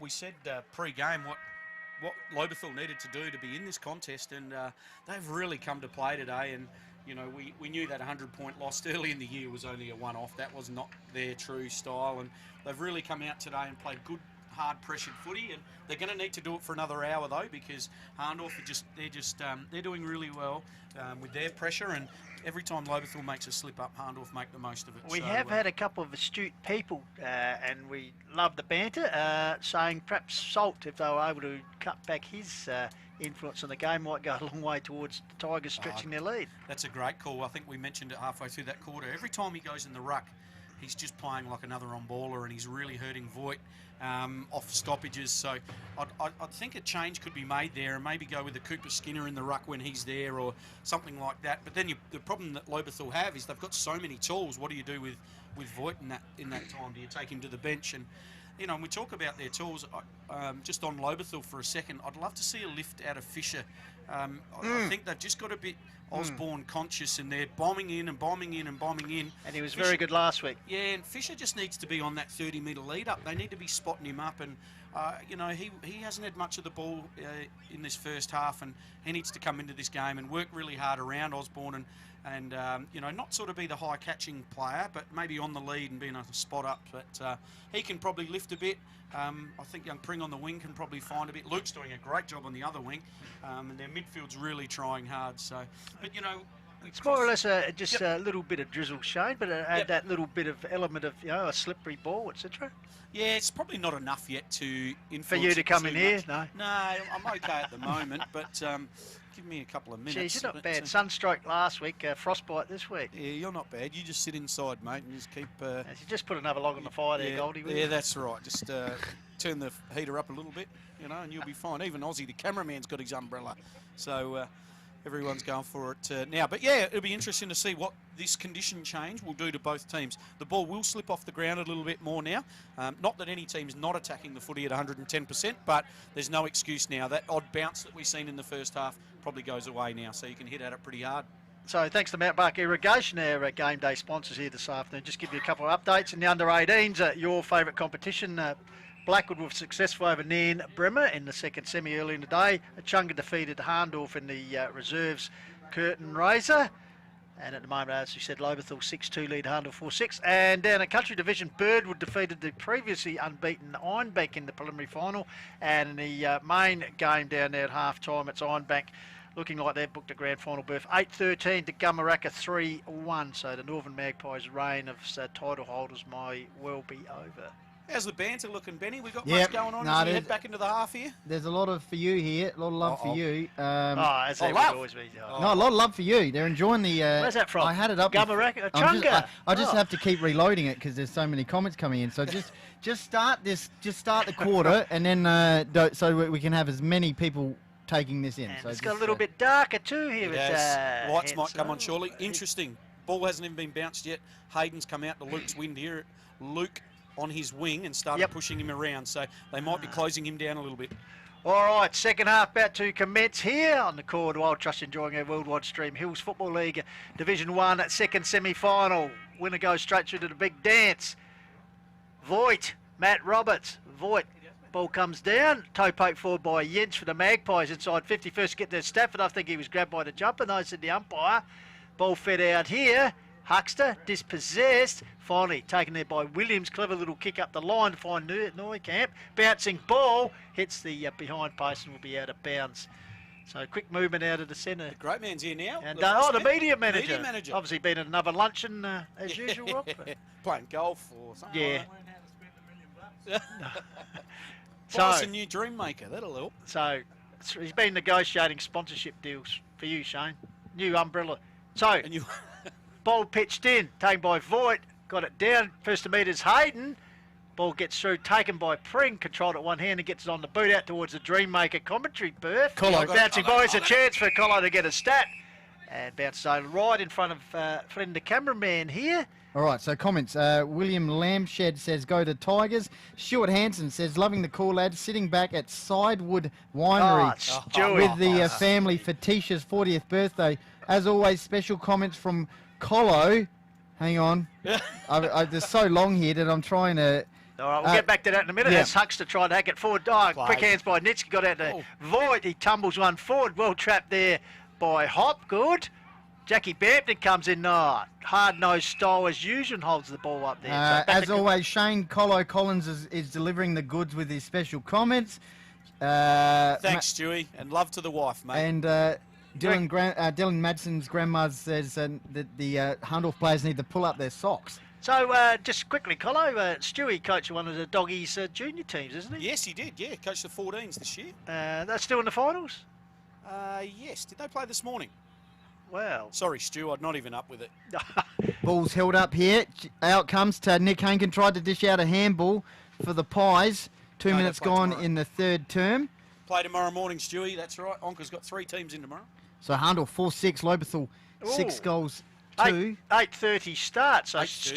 Stewie, don't drink too many reds, mate. We'll have a few reds. He'll be asleep by 6:30 tonight, and then he'll be right. Here's a chance for the Pies on the counter-attack. Kick towards centre wing. Matt Roberts brings it to ground level. Trying to come through there was Huckster, and it'll be a boundary throw-in just in front of Hahndorf's interchange bench. Boys. Bit of rain here. I could be in with you in a minute. Hahndorf 4-6, Lobethal 6 goals 2. What 3 a minutes gone in the second semi-final here from Hanson Oval in Mount Barker. Aidan Riley works the ball up the line. Brady Dorr put up the big Inspector Gadget arms. Here's a chance for Hopgood from the play. Goes out towards Bampton. Also Jenkins lurking. Bampton sweeping handball out towards Pring. He'll kick inside 50 for the Tigers. Osborne's the target. Put up the mitts. Almost took the mark. And here's a chance for the Magpies on the counter-attack through Madsen, Williams and Eckerman. Eckerman gets it out wide here. Taken by Hopgood. Close to the line, sends up towards the wing, the scoreboard wing area. Big leap there early. Mitch Jenkins out the back, controls the ball. He's wrapped up by a good tackle applied by Salt. In the end, gives the ball back to umpire Mick Taylor. So umpire Mick Taylor, Tommy McLean. Still down from that last marking contest too, boys. He's struggling down in that pocket. Struggled all year. Dispossessed was Williams. Over to running the ball there was Matt Roberts. Comes out here, Yench, quick little kick forward. Clean bowled Nykamp as he came to meet it. Oh, Mitch Jenkins tries to control the ball. Well done by Nykamp. Got it clear towards Salt. He's got a loose sweeper out there and leak. Gives it back to Hankin. Haven't seen much of him this afternoon so far. Cross the corridor area and marked by Stevie Huckster. So Huckster puts it out wide here to the run of McWaters. McWaters quickly onto the left. Chips it back to the central corridor area. Finds Mitchy Jenkins back in the side today. Goes out wide there. I think it's King in the distance. Takes the mark.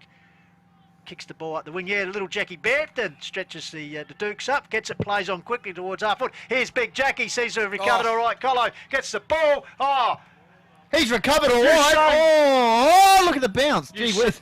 Usain Bolt like there, the pace, Colo. It was, wasn't it? The big fella should have just wrapped the chest mark up. That would have been a whole lot easier for him. But well done by Lobie. Good movement out of the back half then. So the first score of the second half, a minor one, is to Lobethal. They go to 6-3-39. Hahndorf Pies 4-6-30. Kick out comes Hayden. Sets himself. Big Jack lurking. Oh, Hayden Great takes mark. a good contested mark He's there. a good player. He's a fantastic good player. So Sammy Hayden, of course, spent some time down the ranks at Sturt. High kick in front of the Dreammaker wing. Babbage sets himself.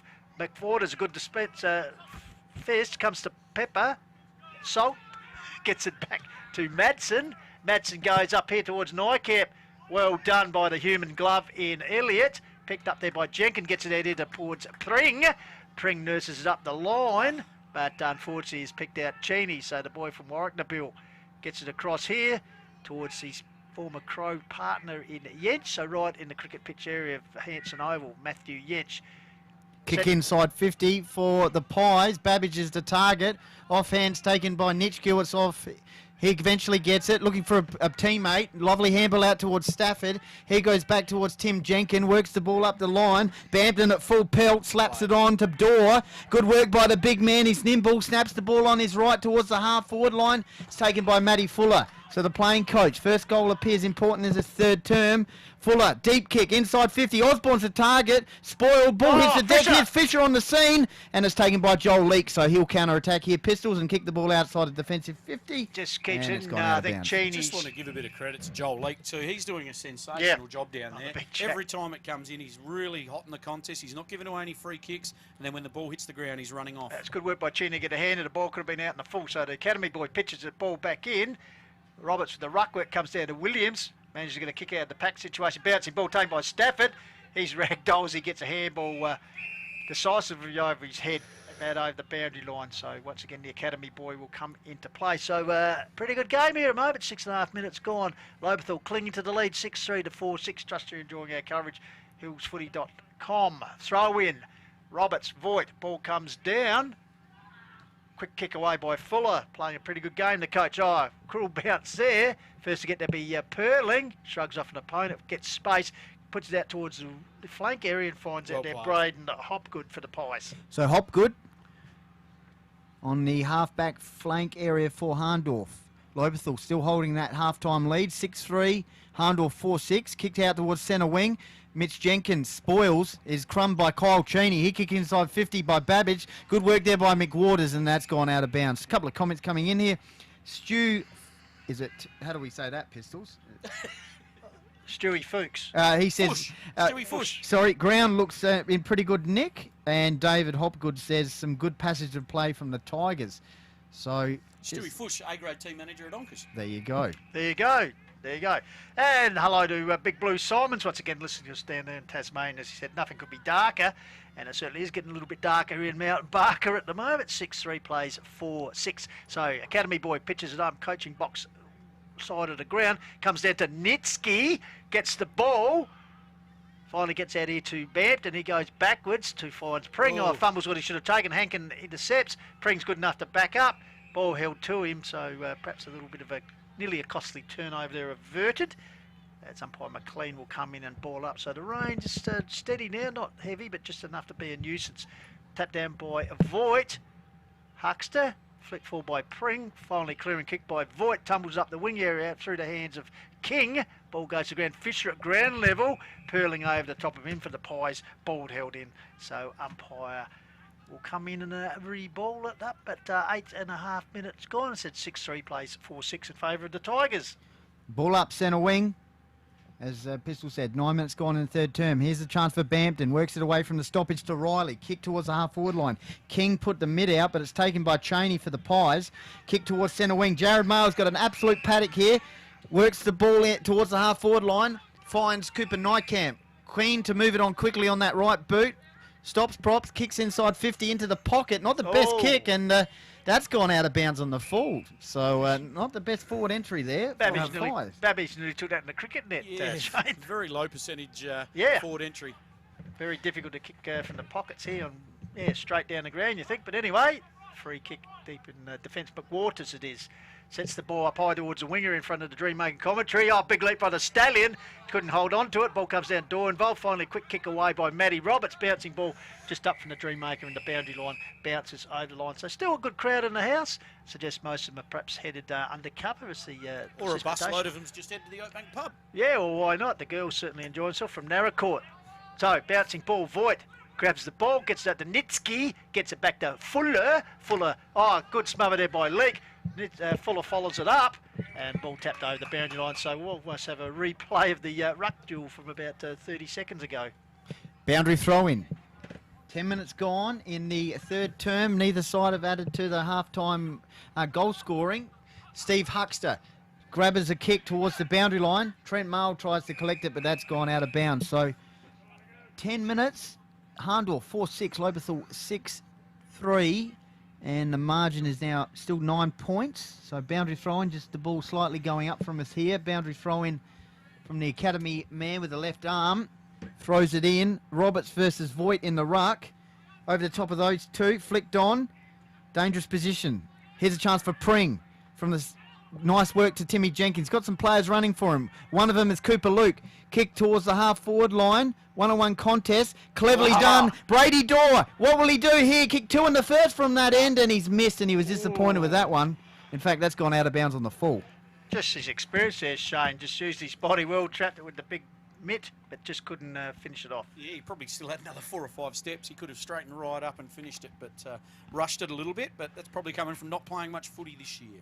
So the kick out for the Pies comes out of here, the pocket, taken by Leake. He'll go up the line to Cheney, close to the boundary line, the balcony side of the ground. Cheney, we've had little Jack Andrew Bampton policing the mark. So Cheney sets it up towards the Dreammaker wing. target here is Ingram. He's got 2 to beat. Nitsky with a good fist over the top. Taken by Huckster. He's ragdoll over the boundary line.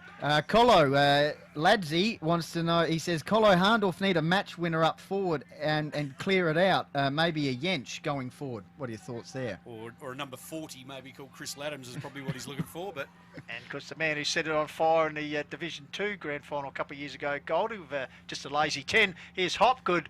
He's a good man, is Ladsy, but no, it's a very good call. I mean, Hahndorf are getting, they're very young in their forward line. It's been their positive for the year, hasn't it? They've been able to share the goals, but today, Lobethal's back line have really closed that down and they're not getting any straight avenue to goal. So a bit of a shorter pitch from the Academy boy. Doyle got the ball down. Fuller's lurking. Handballs onto Jenkins. Tight in the pocket. Screws it back. Bouncing. Oh!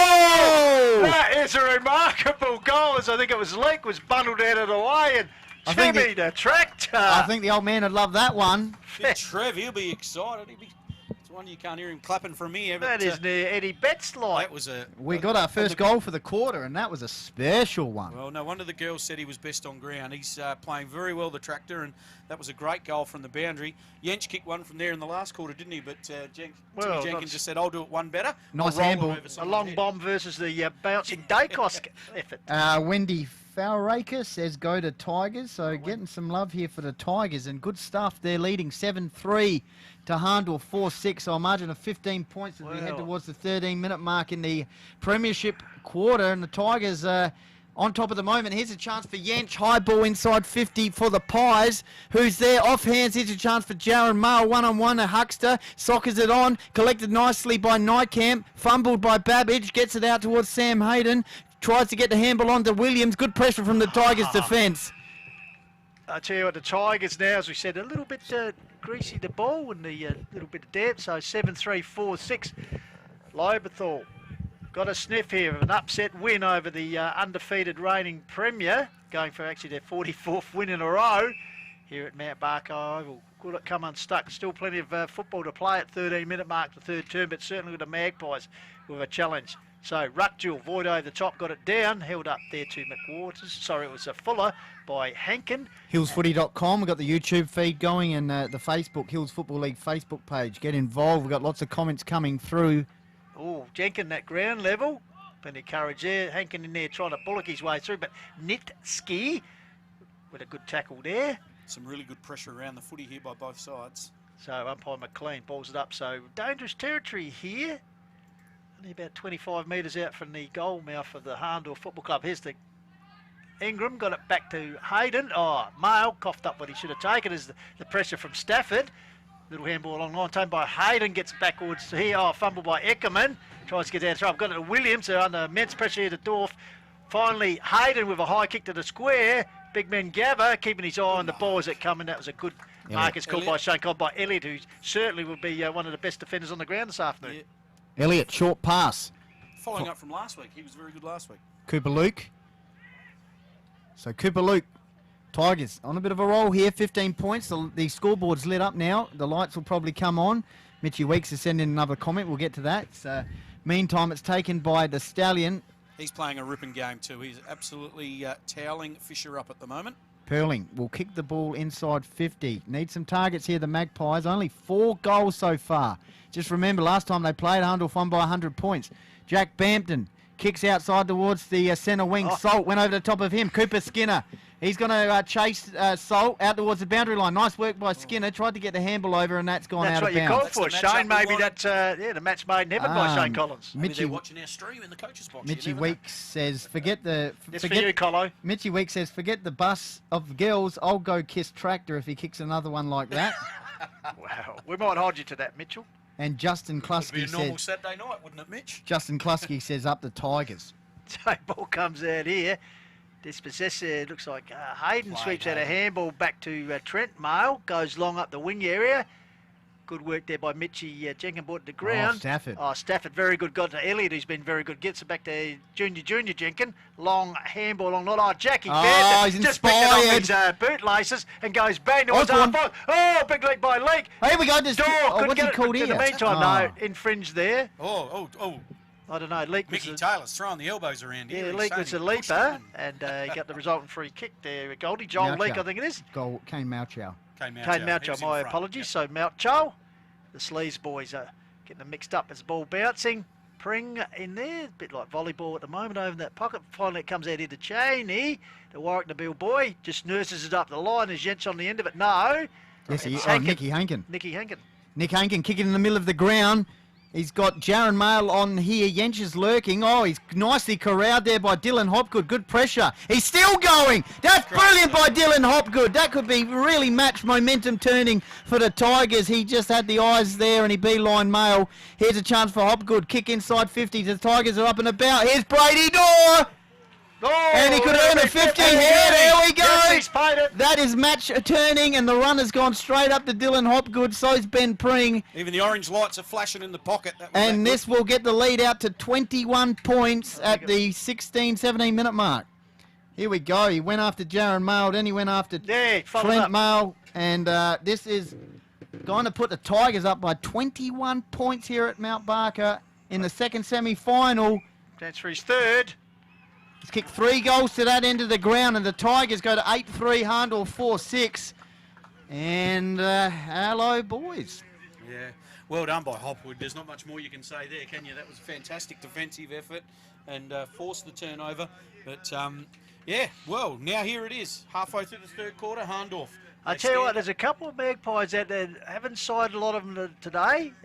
Might be reasons, but Michael Handy, he needs to get in the game. Hankin, haven't seen a lot of him. Tommy Babbage has worked well, but he's been actually blanketed pretty well by the defence. So they just need these X factors who are usually, pretty creative and influential to get into the game here, Shane. What are we, 21-point margin? And it's unfamiliar territory for a lot of them, isn't it? Well, that's right. A long time since some of them have played in the loss, that's for sure. You get in different situations. You said how do you react? It's very important. Back in the centre, Voigt, Gates Roberts. Ball comes to ground level. Here's the pig dog, Riley. Oh, they're inspired. Out to King. King goes half forward line. Oh, Bampton! Mark. Didn't come off plane, says the umpire. Mail. Trent Variety gets it back, but as far as Pring, he's dispossessed by Vergara. Good enough Pring to get the ball, bangs it back in. Taken by the Stallion. They need a steadying factor, and as you said, a good tackle called by Goldie on the Stallion in Perling. So Tigers certainly with a scent of victory there, Goldie. Yep.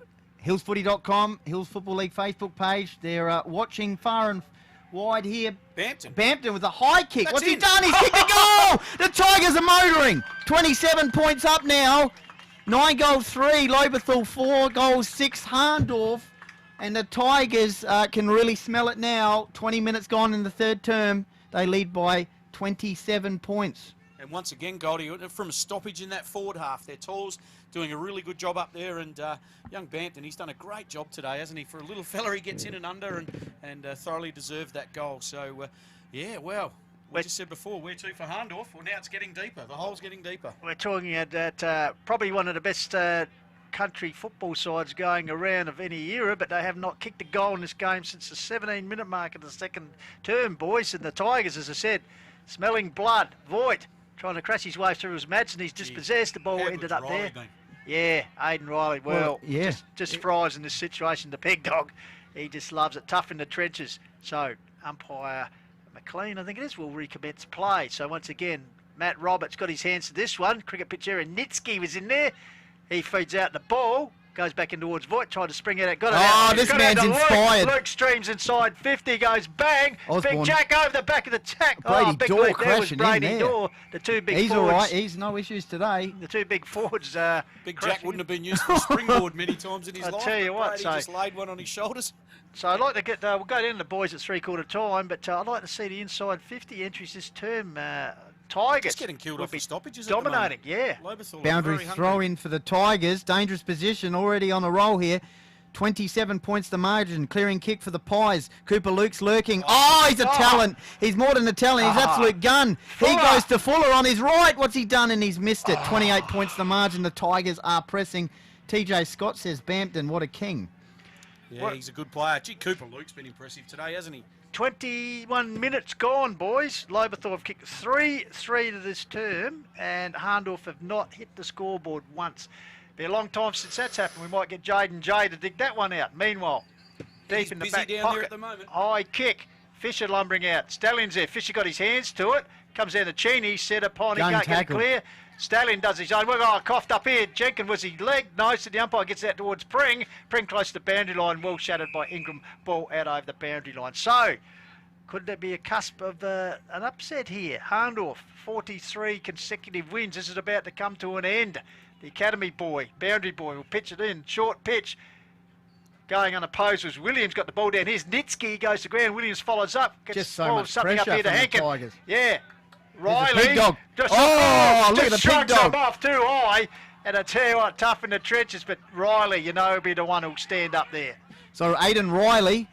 So Matty Fuller, last time they played, he said potentially some weaknesses in the Hahndorf side. Well, they lost by 100 points this time, but he's obviously continued to dissect it, and they lead by 28 points now. Here's a chance for the Tigers. Getting lots of comments coming on the Hills Football League Facebook page and YouTube. Meantime, Elliott kicks it out towards the Tigers. Interchange bench is taken by Ingram. He drops that one, and that's a sign of it. Kathy Keane, she says she's watching from Paralawi. She says go to Tiger. Gay Rose, she says she can't believe it. Caleb Blessing says, what are the chances of Dan Roberts getting back? Lobethal big fellas are dominating. And a couple more we'll get to very shortly, Pistols. Well, Caleb, he's probably the best performed drink runner out there at the moment. They're sadly missing the big man's strength, that's for sure. Comes out here to the track to Mitchy Weeks. Get your lips ready. No, this one falls short. Riley takes the ball. The pig dog! The pig dog! Oh, absolutely brilliant, Aidan Riley.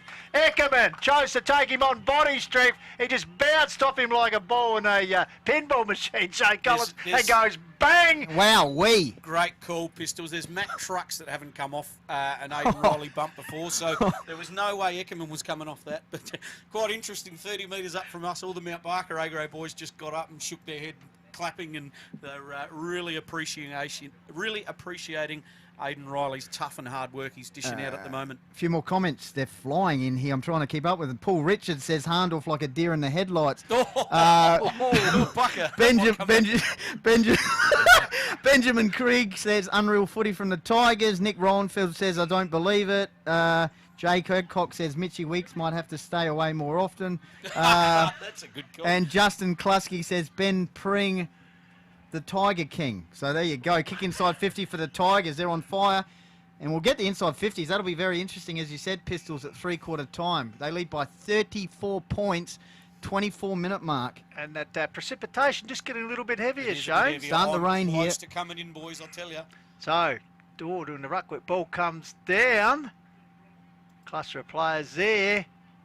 And I tell you what, that's a good call by Pucker Richards, because out of the two sides, the more composed at the moment is the Lobethal boys. Well, Corey Nesbitt says 40-odd wins on the trot might be it for Hahndorf, showing no respect to the opposition players here, key players. I know, Coach Matty Pressure's Golding. Been fantastic. There's another. Well, that was a bit of a poor tackle in the end, but the pressure's been great from Lobethal. They're getting the ball forward and really holding the ball in that area, which is important to them. So they've been a good side, Hahndorf. We never ride them off, but geez, they've got a challenge. Like the boy with the wheelbarrow, they got the job in front of them as the ball comes up the wing. Big pack there, comes off hands. Locked in there, taken by Hayden. He's been pretty good this afternoon. High kick towards the interchange area. Stafford spilled what he should have taken. Madsen follows up for the Pies. Great pressure from Huxter. Saw him dispossessed of the football. Goes to ground. The tackling pressure is brilliant here. To be fair to young Stafford, that was Elliott. Stafford's played Sorry, quite my well apologies.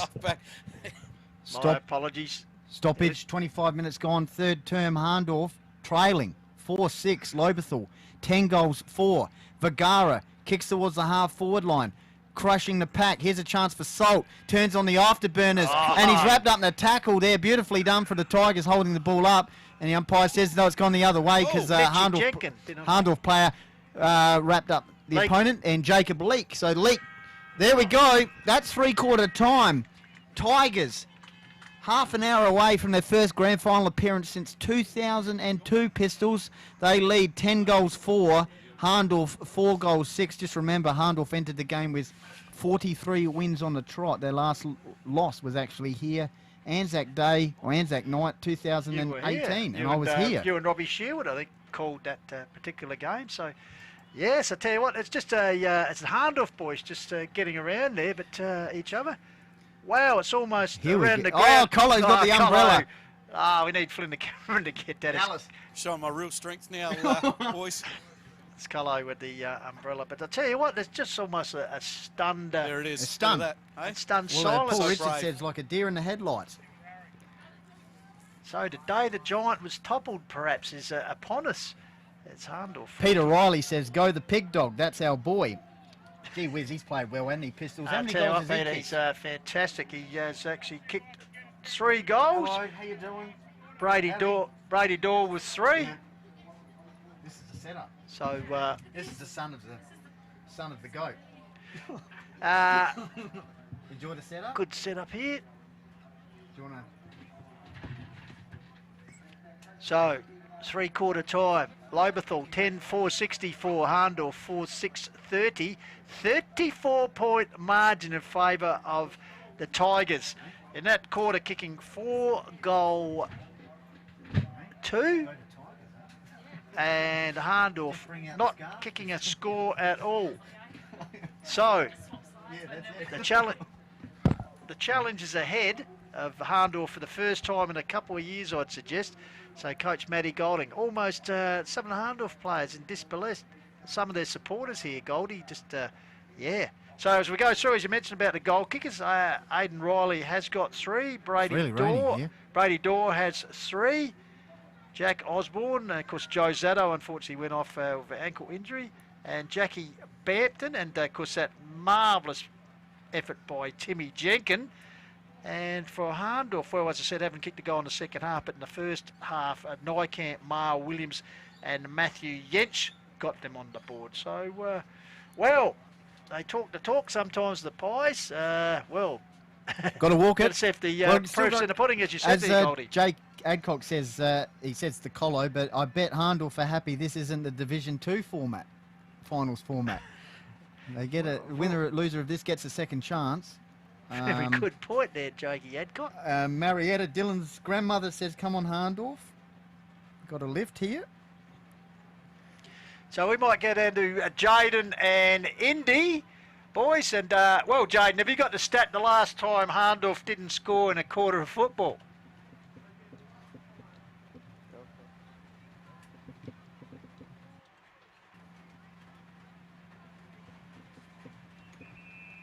Cool, yeah.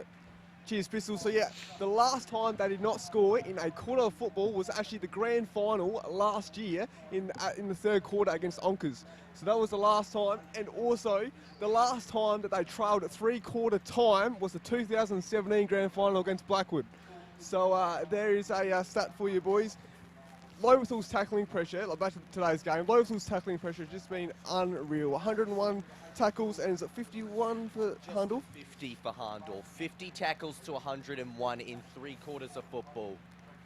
And 127 kicks, 55 handballs, and 38 marks. So this is an unbelievable turnout from Lobethal.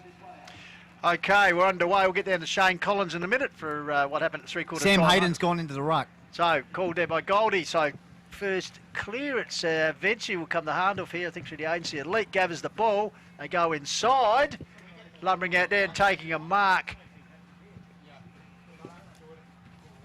for Hahndorf as the rain starts to get a bit heavier here. So, Hahndorf in the distance there, Goldie. Not good, is it? Where is the ball? Oh, yep, we got it. That is Joel Leake, Pistols, going to have a shot. The lights are on here. Moved up from the defence, so Joel Leake. There we go. I tell you what, yep, here we go. 5 goals, 6 Hahndorf now. First goal inside 30 seconds to start the final term. Lobethal 10 goals, 4, so the Magpies cut the margin back to 28 points, the margin. First goal, first clearance, Pies, Joel Leake goals. And just quickly for Mount Barker Irrigation, our match day sponsor, 3/4 time down the road at Macclesfield Country Division preliminary final, and looks like Ironbank on the way into the Grandy next week. Ironbank 12-18 if they kick straight. Gumaraka 4-4. So the Magpies premiership reign is ending in well, disappointing fashion, I'd suggest, for Coach Ryan Nelson. So meanwhile, back here, lights are on, scoreboard's lit up. Just quickly, boys, from the break, Hahndorf coach Matt Golding stressed to the boys, I'd sooner lose by 12 goals today than not go down swinging. So he said they're going to attack, and you can see in the first minute that's going to happen. All right, Shane Collins now joining us in the warmth and dry. Jench, Madsen, Hanby in the guts. King, Riley, Nitschke, Voigt versus Hayden. Pistols, Hanby clicks the ball forward. So Hanby with a rare possession, I'd say, gets it up. Nykamp spilled off his chest. Tigers desperate defence there, going in hard. Harkster holds the ball under a Magpies opponent there. So as you said, Hahndorf needing to, really fire up here. They've kicked the important first goal of the last term, but they still trail 36-64. Ball up, quick high kick Nick away Hankin. by Hankin. Over the top was Salt. Coming out again is Leake, who said has moved forward after playing on Osborne for most of the afternoon. Ball held up, so some 35 metres out from the Hahndorf goal. They need another one just to continue that momentum that they're trying to build here. Ball goes down. Riley, as expected, bottom of the pack, holds it in. So once again, the umpire Taylor will come in and ball up. Still about 35 metres out. Hahndorf goal. Dangerous position for the Pies. They've kicked the first goal of the final term. It's 28 points the margin. Here's Babbage, sweeping handball out towards Leake, I think it is. Deep kick forward, lovely mark there by Elliott in front of Joel Leake. So Magpies looking for forward options. Joel Leake's kicked the first goal of the final term. Elliott takes the mark. Defensive 50, last line defence basically. Lights are on here at Hanson Oval in Mount Barker. It's raining. Door went up. Dylan Hopgood sweeping handball out. Important play in that third term by Dylan Hopgood. Jackson Thompson says, said never seen Hahndorf players with their heads down. Really enjoying it. Regards everyone. Michael Hickey, bring it home Tigers. So a few comments coming in here. Pistols as the Pies look to move the ball forward once again. It's got a bit of Hanby. Hanby's kick goes higher and longer. Camped under his spring. Plenty of courage displayed there. Salt trying to tap it on to Madsen. Finally comes to the tractor and Jenkins. He's held up by Madsen, Hayden, who's doing a power of work here in the last couple of minutes. The opening minutes of this last term. Voigt gets the ball down in the second bite. Ball comes out here, taken away. Mick The Waters. Tigers by McWaters, puts it out towards the Dreammaker. Brady Dorr, the big man, showing plenty of pace. And he's happy just to divert the ball over the boundary line right in front of Flynn, the cameraman. And trust you're enjoying our coverage through Dartfish on hillsfooty.com. The Call of the Wild, Division 1 Hills Football League action. Semi-final, the winner, straight into the big dance. Hayden down to Hanby. He's had more kicks in this quarter than he's had for the match, I'd suggest. Puts a high ball. Oh, Nykamp. Very good mark, Cooper Nykamp. We know what a great athlete he is. And even though the margin's substantial, Shane, at the moment, you can't roll off this Hahndorf side. Here goes Jens, outside 50. Got the hands from Nykamp. He lets rip. And there's the Magpies. Starting to sense something. They've got back-to-back goals inside the opening 5 minutes for the final term. Hahndorf go to 6-6. Lobethal, 10 goals, 4. The margin is cut once again now to 22 points. And the Pies, Hanby, couple of key clearances. And he started this final term in the midfield. We've got Hayden in there, Jench, Madsen. It's only a couple of goals early, Shane, but does that put a little bit of self-doubt in the Tigers' minds? Absolutely, it would. Good call, Goldie. Hahndorf, here they come, and it would put self-doubt in there. Lobethal, just look, 5% off. That's all you need in a final, and you're going to let the Pies back in. They're not going to let an opportunity slip. So, really important, Lobethal stand up in the next few minutes. So in the centre, Voigt got it down. Toe poke forward by Riley, first to get there. Hahndorf was male, finally booming through as his brother in Trent, goes long down the ground. Ball comes to ground, Hankin lurking. Babbage. Also Babbage, shoots out a handball there. Oh, great work by Pring to intercept. Finally the ball comes back to Hankin. Gets across the Salt, who'll give it back to Hankin, tight in the pocket. Good work by Walters. Here's Salt once again, bobbing up in the pine tree pocket. And Goldie out wants over the some mountain. salt, people. Salt and chips. So the pressure really starting to be turned on the Lobethal at the moment. They've got this handy lead, but such a good side Hahndorf are. They know that they'll be coming back, that's for sure. Ball up the line taken out here by Jenkins. Mitch Variety got it to brother Timmy. Goes bang towards the interchange wing area. Perling, one grab, two grab. No, said the umpire. Got it to Eckerman. Eckerman gets it back to Madsen. The skipper threads his way clear. He's got Cheney lurking over here. The former Crow runs down the cricket pitch area, goes straight down the corridor, looking for a big grab down there. Pack forms. First to get to be Stafford. Jack Stafford for the Tigers. Gets his kick away under pressure. Good enough to find Benny Pring, half-back flank Pring area. takes the mark. Hahndorf starting to press here. 6-6. Lobethal 10 goals, 4. 7 minutes gone in the final term. So Pring. Umpire says bring it on, so he does. Out towards the interchange bench for the Tigers, and that's gone out of bounds on the full. So Hahndorf with another opportunity to move the ball forward. through Trent Mail, who take the kick here. So Mail moves it on quickly. That's the approach in the final term. High ball over the top, and it's gone out of bounds. So it'll be a boundary throw in, forward pocket area. Hahndorf 6-6, Lobethal 10 goals 4. Goal kickers in this term so far for the Pies, Joel Leake and Yench. Just remember, prior to that, Hahndorf hadn't scored since the second term. In that third term, the Tigers kicked 4 unanswered goals. Inside 50 here for the Magpies. Dangerous position. Bampton, nicely done. Out towards teammate there in Pring. On the left boot, here's a chance for Cheney. On his right boot, works it up nicely and finds Ben Sold, who dropped the chest mark. Coming through was Nitschke. He's got a runner here in Cooper Luke. As expected, it's a bit fumbly in this final term because of the rain. And it should be held up about 5 metres from the boundary line. Yeah, great call there by Benny Goldfinch. And Shane Collins have said, just adding now as rain is getting a bit heavy, just that extra element of difficulty, the pressure and plus that slippery ball. Absolutely, and the pressure's got to stay on and your skill level's got to try and stay up, which is a challenge in itself. So ball sprung out here. Hack forward. Salt manages to gather it. Dry weather style. Puts that corridor. First to get to be Eckerman. Controls the bounce. No, it spills. Slippery ball. Then regains it. Lifts the eyes to see what's over. Fires in a pass. Oh! Towards a Babbage, I think it was. Almost the mark.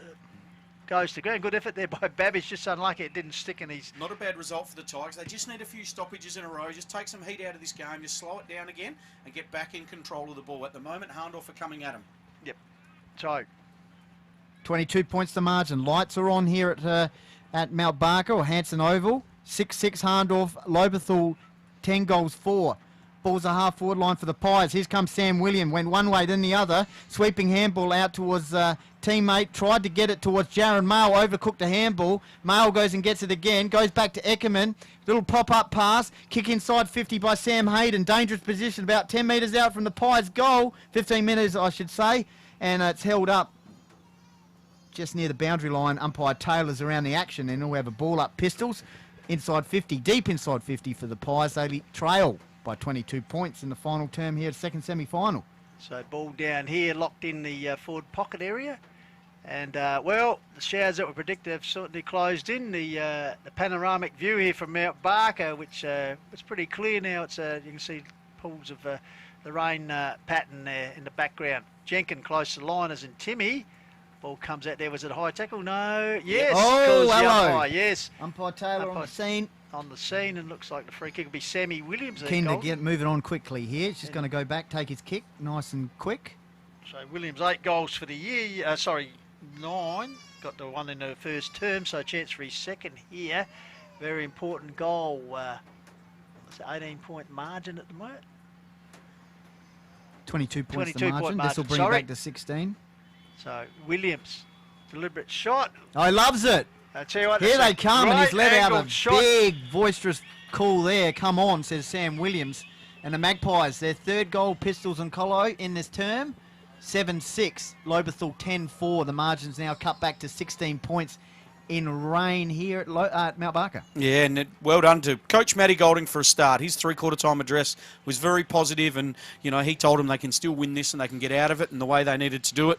And now the baton's been handed over to Lobie. Over to you now, Tigers. You've got to hold on because I can see Hahndorf continue to come here at them, so it'll be challenging for them. But their first 3 quarters have been excellent. They've just got to find 15 minutes of good footy. So just repeating 3/4 time score at Macclesfield Country Division Preliminary Final. On back 12-18 lead Gummeraka 4-4. So back here 7-6, 10-4. Lobethal holding on, but the Magpies are coming. Ball goes forward. Jenkins off his chest comes to Nitschke. Dives back on after he spilled the ball. Desperate hands and knees stuff. Oh, well done, Luke Nitschke. Desperate stuff now. Getting involved is Ingram. Back again was Nitschke. 3-4 efforts by the veteran there in Luke Nitschke. So once again we have a ball up. So Hayden, Voigt, Madsen came off his hands. Once again a pack form, so they just hold the ball in there as Babbage couldn't get clear for the Pies. So once again a ball up. So third man up there was Yench trying to knock the ball forward. And umpire Taylor's called a legal disposal. And looks like it'll go to Timmy Jenkins, that man. We want him to get a goal. So does Mitchie Weeks. Get the lipstick on. There's no sound. So Timmy Jenkins goes long. Out wide. Bouncing ball. Over the top there is Hayden. Arriving here is Jack Bampton. Shoots the ball along the line. Finds a teammate there, goes on. It's Ellsworthy, I think. High ball there. Good defensive win by Trent Mail. Bouncing ball. Follow up as Ellsworthy goes to ground. Good to see him back in the team. Scrambly play now as expected as the Showers. And, 11 minutes, coming out to 12 minutes gone in this term, Shane Collins. And as the rain comes down, the task just gets a little bit more difficult for the Pies. Yeah, we've got no more dry footy today. It's going to be wet till the end now. So head over the footy, and Lobethal need to slow this game down and just get back control of the ball. 13-minute mark, as Pistol said. Final term. Hahndorf 7-6. Lobethal 10 goals for. 16-minute mark.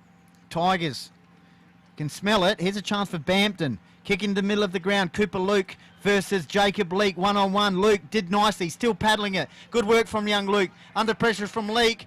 Cheney comes in. Still Luke fighting. Hopgood comes in. Well, both of them. Cheney collects it. Well played. Here's work from the Magpies. As Colo said, great work. Kicks it towards the half-forward line. Up went Joel Leake over the top of him. Taken by James Elliott. Works towards the boundary line. And there'll be boundary throw-in. He knew exactly where the boundary line was there, Elliott. Great defensive play. And great work up here by Cooper Luke. Took on 3 of them, but just weighted numbers in the end. Got a clearance from the Magpies, but well done, Elliott. Held it up. So, Voigt. Ruck gets it down. Fuller trying to inspire his side, lead them into their first grand final since 2002, which incidentally their last premiership year. So, can history repeat for the Tigers? Voigt flicks it down. Madsen getting involved, follows it up here. Shoots out the handball to Leake.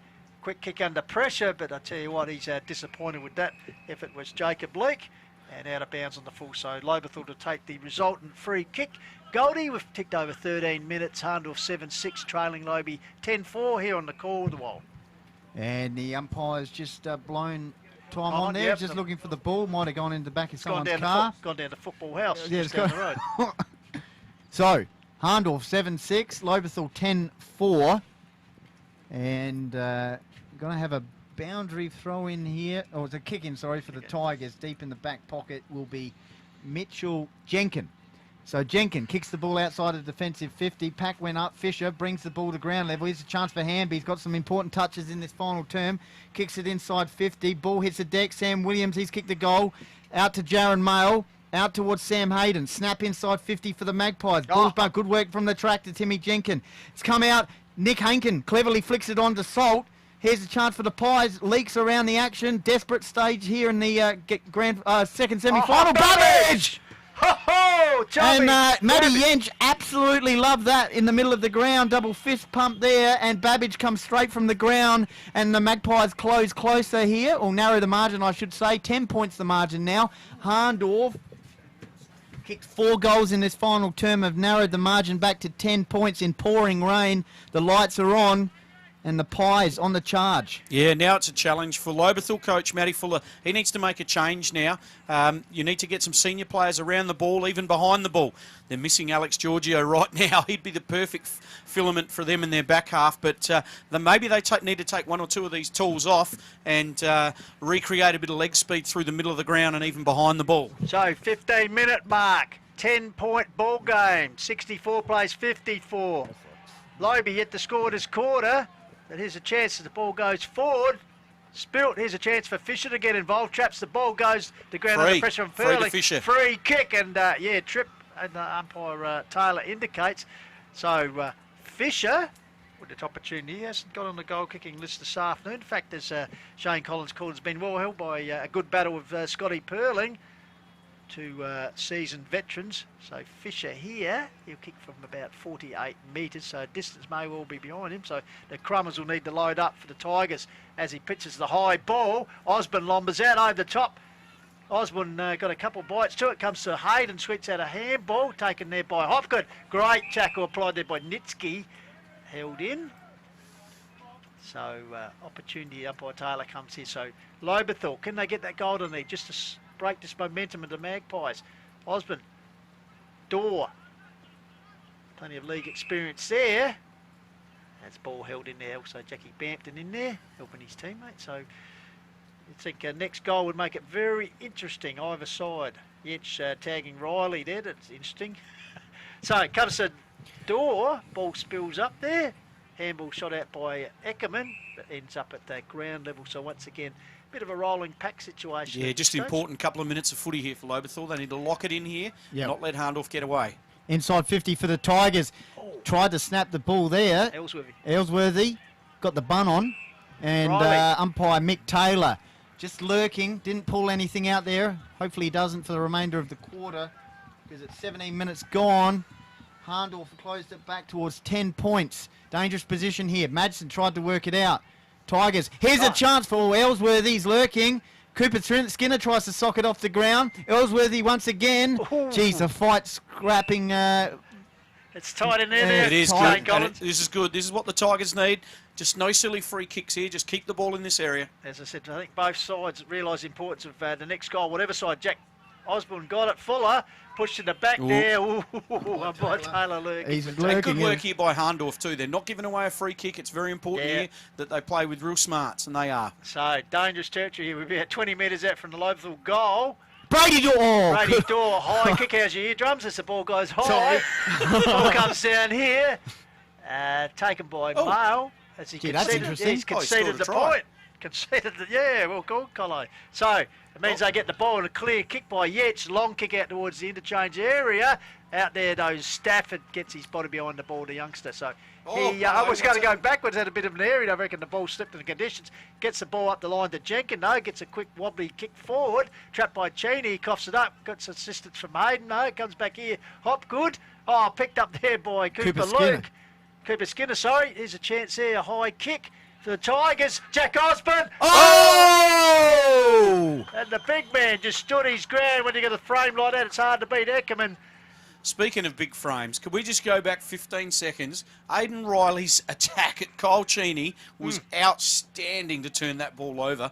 My golly, he's just a Mack truck out there. He's carrying those boys through the middle, and that was an unbelievable attack on the footy. Kicked his only goal of the game, 19 minutes into the game in the first quarter. So the chance here, wouldn't say it'd be the sealer, but geez, it'd make life hard for the Pies to get out of this one. So big Jack Osborne. You're on your own there, Pistols. I'm not writing Hahndorf off yet. They're coming. Got some comments coming in. Catherine Hopgood, she says she's watching from sunny Cairns, wishing our nephews Dylan and Braden all the best. So cool to be able to watch them live. It's Townsville people watching. Come on, Tigers, bring it home. Kathy Keane, Troy Hocking, me and Jack watching from Coromandel Valley. Darcy Townsville Pistols. Darcy right now. Nice, wouldn't it? Darcy Hurrigan's watching as well. Big Darce. Meantime, back Big Darce, the Tipper Westie. He's a big fella. 9-6 Hahndorf, Lobethal 11-5. So, is that right? I think they've given the. Oh, anyway. Back in the middle, Voigt. Madsen will collect the ball here. Kick inside 50. It's taken by Stafford again. Stafford. A couple of good marks in the last few minutes. In the defensive 50 for the Tigers. I think they've given the goal to Hahndorf there. Yeah, I'll just sort that. Stafford kicks out towards centre wing, taken by Voigt. Lovely work from the big man in the wet conditions. So the Tigers looking for their first grand final appearance. They've just steadied here, 2002. They have, which is a good sign. Kick towards the half forward line. The tractor was barking instructors. Brady Dorr went up. Nitschke's around the action, and Brady Dorr just might have caught one there at the bottom of the pack. 8-6 to 11-5. 8-6 to 11-5. Just under the 3 goals, Yep, so 17-point margin. So Brady Dorr doing the ruck, but got it down. Here's Madsen fighting hard for his side. Interesting looking disposal there. Eckerman got a little toe poke forward. Here's Stafford. Was he infringed? No. Good work though as he locked up Williams, and in the meantime the ball got to Vergara and Pring, and umpire will come in and ball up Tommy McLean. So rain turning down here. We've just ticked over 20 minutes. As the scoreboard says, it's a 0-0 draw at the moment, boys. That's interesting. Comes out here to Eckerman. Oh, someone said it's a goal too on the scoreboard. 2, 3 Someone's goals. losing the plot in the goals. There might be water in the power water in the power pot, but we can tell you it's stay here because Babbage has a shot for goal. And he's hit the post. He has hit the post. So that make it 8-7 to 11-5 by Scott Creek College education standards, I'd suggest. So David Hopgood says, good umpiring. Jackson Thompson says, is there a bigger man on the planet in terms of Jack Osborne? Cherie Oh, I thought Osborne. he was talking about me. Cherie Osborne enjoyed the goal. Shane Maslin reckons that I should play in the forward pocket. Well, thanks for that, So Shane. Timmy Jenkins, kick out here, taken by Madsen, because Shane Maslin into a grand final with Chunga in a fortnight's time. Home grand final. Ball fed out into Madsen. The Marl Millis sets fly. He'll need just to curl back. Not enough. So Hahndorf a few flying shots in the recent times, but can't bring home the major reward that they need. 22 minutes gone. Big Jack Osborne, great call. He's 50 metres away from the play, but he's yelling out to the Lobie teammates, ball security, hold the ball in, and he's 100% right. So Tractor Jenkin brings the ball in. He was barking instructions before down this end of the ground. Kick towards the pack. Voigt, Nitschke. Exactly like that. Well done. Colo Good chatted pressure. to Nitschke last week, and here we go. Hahndorf trailing 8-8. Lobethal 11-5. 43 wins in a row for Hahndorf. And they go forward again. Hamby, kick inside 50. Lovely mark there by Mitchell Jenkin. You've got to think about that now. He's been a great asset coming back in the side, boys, after a bit of a slight hamstring injury. So Mitch Jenkin, Junior Jenkin, as we call him, puts it up. Voigt's the target. Also Hayden limbering out, got his hands to it. Fisted forward there by Fisher. Tractor. The Tractor will grab this one.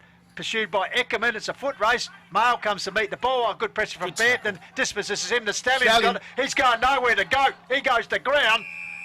Oh, and perhaps a bit lucky to get away They're with calling it. for holding ball there in the balcony area. That'd near be like the barbecue area. That'd be like shooting Bambi, wouldn't it? So a stoppage here. Stoppage here, centre wing. 23 minutes gone. So probably about 4 or 5 minutes left, you'd think. Here's a chance for the Bulldog. Oh, the Pig Dog. Lovely work. Voigt smothered by Madsen. And it's held up centre wing. He's gone out of bounds. He's in everything. I think I know what's going on. The Mount Barker boys are playing a drinking game. Ah. Every fend off by Riley, they're having a skull. So they've had a few. Maybe the Naracoorte girls are there too. So, Academy boy pitches it in. Short. Ruckman lean. Williams, the third man out, got the tap to it. Tractor. Comes down into the Tractor Jenkin. Timmy goes to ground. And Mitchie Weeks' favourite player is held up. Oh, boys, there can't be long to go. 24 minutes, Lobie, Mark. you'd be... they can smell it. I tell you what, Mitchie, get away from Victor. You get up to the Valley of Praise tonight, because they will be going off. They will be. The valley will be up. Hamby tries to get it to Madsen. Good work here for the Tigers in the last 10 minutes to not only hold it up, but kick an important goal through Osborne to stop Hahndorf's momentum, because the Hahndorf players had kicked 4 goals to start the final term. Osborne kicks a goal, and now the Tigers appear to be heading towards the grand final for the first time since 2002. Here we go. I reckon this is the last chance. They need a goal here. I tell you what, Goldie, we found the hoodoo, Mount Barker Oval, because the last game they lost. Hahndorf was here. It was Oh, Hahndorf. Yeah, that's right. Anzac Day night. Similar conditions, actually, and the lights were on too. So Hamby goes to barrier to barrel. That's pretty successful too, as he gets plenty of yardage over the top of his leg. Ball rushed through, and the Tigers will be pretty happy to see that go through. So Hahndorf moved to 8-9, trailing Lobie 11-6. Yes, that's right.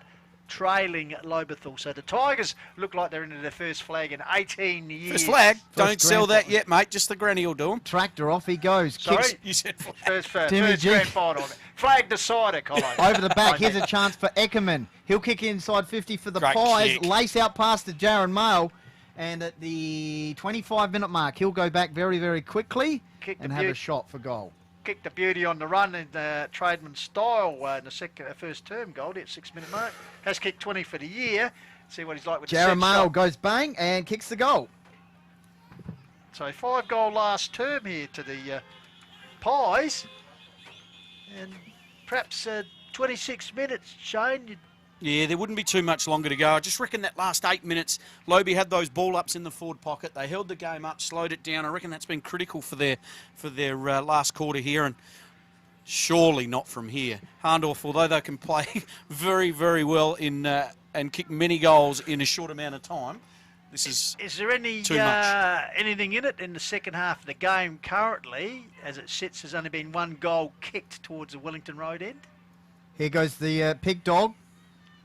Important clearance here for the Tigers. They can get the ball forward. They can lock it up for a couple of minutes.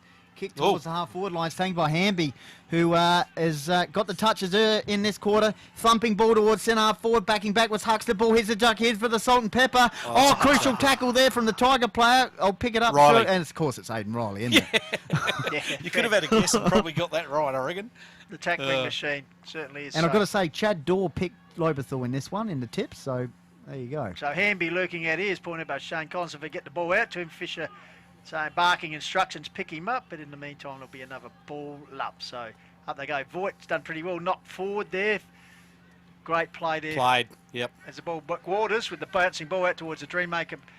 Trent Mail tries to sell a bit of candy, gets out to Cheney. Cheney, can he pick up the loose ball? Fisher applies pressure. Then he's red. Gone! And umpire Taylor just enjoyed that one.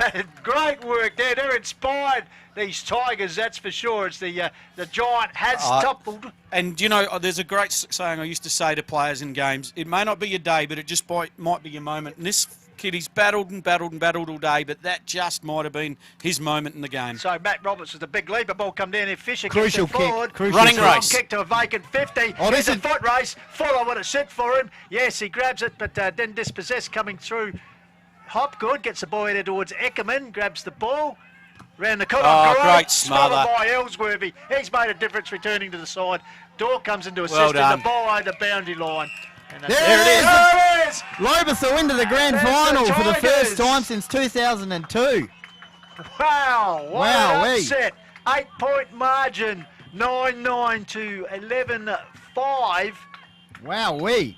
What an upset, you could say. Definitely 43 wins in a row, Hahndorf entering this one. And the Tigers have toppled them, and they're going to be on the big dance in a couple of weeks against Achunga. Oh, at Achunga, I should say. Achunga Oval, Lobethal into the grand final. Absolutely fantastic performance here. Shane Collins has Don't gone go in. anywhere. Stay Colin's going to with have a us. chat. Stay with us. Make sure you keep the camera on.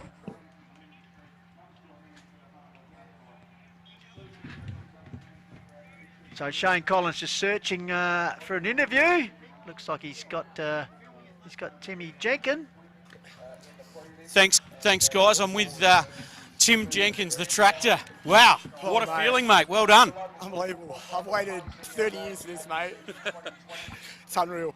And what a game today. I mean, wasn't that long ago, there was a 100-point difference between the two sides. We know that was a one-off, but for you guys to find the resolve to come back today, even keel, and to come out and win like that, full credit to the footy club. Unreal. That was a massive reality check, that round 4 game, and to come out, respond, you know, we set our measurables, we did our team care acts, and wins games of footies, mate. Unbelievable. Cannot believe it. And it's been an amazing rise. Obviously, you recruit a couple of good players to the side. Full credit to you for doing the right thing there. But it's your young kids, I reckon. They've just been outstanding. Yep. Your little brother. Your little brother, who's now taken claim as the best Jenkin in the family. He tells me that. Yeah. But young Luke on the wing, like, what an outstanding player. Ellsworthy, you know, like Ellsworthy, these kids, Stafford. Unreal. Where's he come from? Tell us about him. So Staffy, he was a junior at the club, played twos the first probably 6-7 games, and he's just held his spot. Does his job, that's all he needs to do, and he played out of his skin again today. And mate, the locals, the kids, it's just so good. Where the club's been at, the bushfires, fucking all of it, mate. It's unreal. I It's know. unreal. It's fantastic, mate. And you're in a grand final, Oh, but love it. Can't wait. good on you, 2 mate. weeks. Well done. Good on you, Timmy. Well done to the Lobie Football Club. That is an outstanding result for them. He did just touch on something there. The Lobethal's a very, very proud region. Wonderful people. And they have absolutely been taken to the wolves in the last 12 months. And just been an amazing recovery for that town and the people of it. And I hope, like anything, that they, a lot of people in that Lobethal region, whether they're tuning in today or here at this ground, get great pleasure to go in grand final day in 2 weeks' time and see their football club play in a grand final. So the thing is, there's obviously 3 sides still left looking for that grand final spot. You know, can Hahndorf bounce back, and can Lobie beat them twice? Well, Shane Collins, that is the $1 million question, I'd suggest, my man. Follow them off. As well, we know you only got to beat them once. As the powder, have they used their powders too early? But yeah, interesting. But a great performance there by Lobethal. But this will give them a lot of heart as well. I'd suggest Shane, as Colo's back in with us, back in the warmth in here. That'll give them a lot of confidence. Shane know what they can do. The monkeys off their back. They've toppled the seemingly unbeatable team.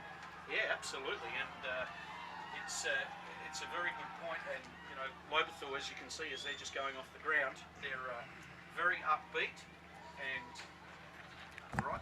And Flynn, you cut. I'll try these ones, shouldn't I, Jeffrey?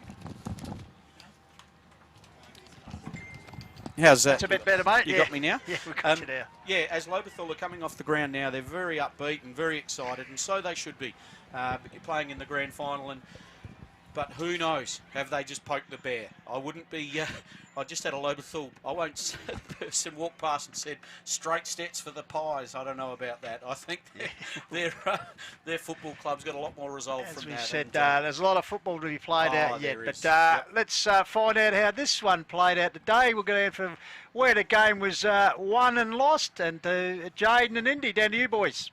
Cheers, thanks, Bristol. So, yeah, it is the first loss for Hahndorf since Anzac Day 2018. I'll give you some more record stats in a sec, but for the game stats today, so yeah, 146 kicks for Lobethal. Their tackling pressure was unbelievable. 131 tackles today. That was really good lobby in that area. 61 handballs and also 45 marks. The last quarter, obviously, they did drop off a little bit, but Hahndorf's pressure was really good in the last quarter, obviously trying to come back for a win there, but unfortunately they couldn't do it. But yeah, their tackling pressure lobby was unbelievable, and it was a real stamping point for their victory today. Indy, your thoughts, mate? Just a magnificent blue moon win today here at Mount Barker Oval. It's really nice to see Lobethal and their massive improvements that they've made not only this season but through the progression of the last couple of weeks. We talked about they never won the tackle count during the home and away season games that we watched them in, but in both finals that we've witnessed, they won the tackle count comfortably, and 137 tackles it was, Jaden? 131. 131 tackles to 65 for Hahndorf, and just a massive one-sided affair there. But in all fairness, Hahndorf had plenty of ball use, particularly in that last quarter. They got 18 of their 40 total inside 50s in that fourth quarter alone. Obviously, they put in the effort required to try and play out a game-winning quarter, but unfortunately so much of the damage was done in the second and third, where they just weren't marking enough in contested positions or inside the 50. They took 7 inside 50 marks and 6 contested marks for the game, which doesn't sound ugly on the blueprint, but unfortunately not a lot of opportunities made in the second and third. So really, Hahndorf are just going to want to improve that aerial performance in next week's preliminary against whoever wins tomorrow's game. But once again, an outstanding win from Lobethal, and it's just fantastic to see. And also, just to round out some other stats for Lobethal, 32 inside 50s, 16 hit-outs as well, and 8 centre clearances. Just Luke Nishke's tackling pressure today was just unbelievable. I don't have like the tally for his tackling, but he was just unbelievable with tackling pressure. And Aidan Riley, round stoppages, was very good as well. So here's some record stats to you boys. So the first time that Hahndorf were goalless in a quarter since the 2019 grand final. It was the first time that they were trailing in a break since round 11 2019. It's the first time they were trailing at three-quarter time since the grand final in 2017. It's Hahndorf's third lowest score against Lobe, and it's Lobe's first win against Hahndorf since 2015, and it's their highest score since that day as well. And it's the first time that the first place team on the ladder has lost the second semi-final since 2012. So there you go, boys. Here's some stats for you. Excellent. Fantastic as always. And thank you very much to Jaden and Indy for their wonderful work down there with the stats that matter, that's for sure. So good stuff. Good thing they weren't in Div 2, they'd be out. Yeah, well, it has been noted. Robbie Sherwood just putting his head in there. But you did that, Div 2. It was mentioned by one of our correspondents on the, out there, like the Iron Bank B grade, Rob. Yeah, interesting. Yeah, so there you go. Footy can be a funny game. But anyway, the only people will be happy at the moment down the change rooms just down from us will be the Lobethal Football Club. Shane Collins, 11-6. They have defeated Hahndorf 9-9. So a very good win. And I think when you look at it, let's see, Hahndorf led by 4 points at quarter time. Lobe got their nose in front by 8. And significantly, they led by 34 points, 10-4 to 4-6. Third term, where they kicked 4 goal. Hahndorf did not score, and then of course Hahndorf rattling home with 5 in the last term, but just unable to peg back. And at the 18-minute mark, Jack Osborne kicking perhaps the sealer. So interesting, isn't it? It's the competition has all of a sudden opened right up, and obviously Lobethal Football Club are there, and there's 3 clubs left, and both these clubs now, I reckon, they'll go put their head on the pillow tonight and go, well, if we can win tomorrow. Lobethal have showed they're beatable. So I think, Jane, there was a general consensus who's running second. Yeah, there was, and look, to be fair, we even spoke about that. Well, didn't we? when the side's 143 on the trot, you know, you got to give them the credit they deserve, I Oh, suppose. yeah, exactly. But yeah, so that could be the wake-up call, as I think you've said it very well, poking the bear. You can just poke the bear on these days, and that we've seen Hahndorf a lot over the last few years, and. But the pressure was up. It was a big semi-final today, and they just didn't quite adapt to the game quick enough. And full credit to Lobethal. They've had that week's rest. They had the week's rest. And you bear in mind, they did play a Chunga, no discredit to a Chunga, but the last one-round game, they just smashed them. Then the week off, Nairn perhaps did Lobie a bit of a favour, beating them that last game, even though it was a point. A hard hit out. Then, of course, the game against Onkers last week was a pretty good game over at Windy Hill. So they come into it finals hardened, the Tigers. And that's true, too. And you've got and they've got a lot of blokes in that side, AFL, SNFL experience, who've played a lot of premiership football. Yeah, absolutely. And that showed how good was Aidan Riley today. Like, wow. And even Matty Fuller Matt Door. Yeah, absolutely. And they've got another bloke that's fit in the Squid, Giorgio. Yeah, that's right. Well, he's now, got an extra week's now rest. he's got an extra week rest. As a coach, you'd be pretty happy with that. Oh, yeah, absolutely. Yeah, unfortunately. Well, hopefully Zaddo's not too badly injured and he might get up, but unfortunately, otherwise someone will go out of that side. I'll tell you what, there's a couple of games we've done on the Call of the Wild during the minor round, and talking to a few people, and even within the Hahndorf camp, they said our most valuable commodity is Daniel Roberts. Yeah. Now, that sort of showed out Dave Voigt. I know Salt did a very good job, but it just unearths their unevens it, because they got a guy like Salt who's so damaging up forward. He's got to spend time on the ball. They had Leak, like Matt Roberts tried hard, but obviously he's underdone because he's had a season plagued with a hamstring injury as well. So, yeah, perhaps big Daniel Roberts, we saw him out there as the runner today, running drinks. Geez, they have to play him now because, as you said, a season that looks so promising. They've only got one chance left now. Yeah, absolutely. Good call. And, yeah, it unbalances them a little bit, doesn't it? And his record, obviously, as a Hahndorf player, he has a lot of wins, but his record in finals football and in big games, BOGs, outstanding. So, he will make a massive difference to them. But at the end of the day, at this time of year, you can only put on the park who's available. So every one of these clubs that are still available have got people out injured, and the ones that pull the Guernsey on it, at 2:30 and go out and represent your club, they're the ones you've got to worry about. And full credit to the Lobie Tigers. As we said, what a turnaround 12 months for that district, that area, and all the Lobethal people. Yeah, that was a good point you made, for sure. We look, there's one big game to go, but they're there. They're 50% chance of winning a premiership. Exactly. All you got to do, you get in it, and who knows what can happen on the big days. They could be the most improved side in the comp, Jeffrey. Well, they could. They could. They might just pick Nan. Yes, they could be. Just looking at the goal kickers, Riley, what a fantastic game he played as a tackling machine, but got the job done around the goals. 3 to him. Brady Dorr with 3, and Big Jack Osborne with 2. And for Hahndorf, multiples, Williams, Yench and Jarrett Mail. But in the end, it's Lobethal. 11-6 have defeated Hahndorf 9-9. Yep. So quickly we turn to tomorrow's game. Shane, I know unfortunately you won't be with us in your role there at the Oakbank races, but Onkers, we can see when you have self-belief and whatever. Obviously injuries play a big concern, but Blackwood hitting the ground running, they'll come in quite confidently. So Onkers with a real challenge tomorrow to keep in the race. Yeah, absolutely. Blackwood were impressive last Sunday. And if they can turn up with that pressure and that work rate, they'll be hard to beat. And we spoke to DJ Lees at half time, didn't we? And he's still not sure what team he's playing in. So it would. I mean, I was all secret squirrel at Ballina. I was at Onkers training Thursday night, and I'm not sure even which player that is that might be in doubt. But they're obviously not on the mailing list anymore. No, I'm not on the mailing list. I don't get the texts or anything anymore. So so I'm not even sure. I know a few boys were sore after last week from Onkers, but you're going to be sore at this time of year. Yeah, of course.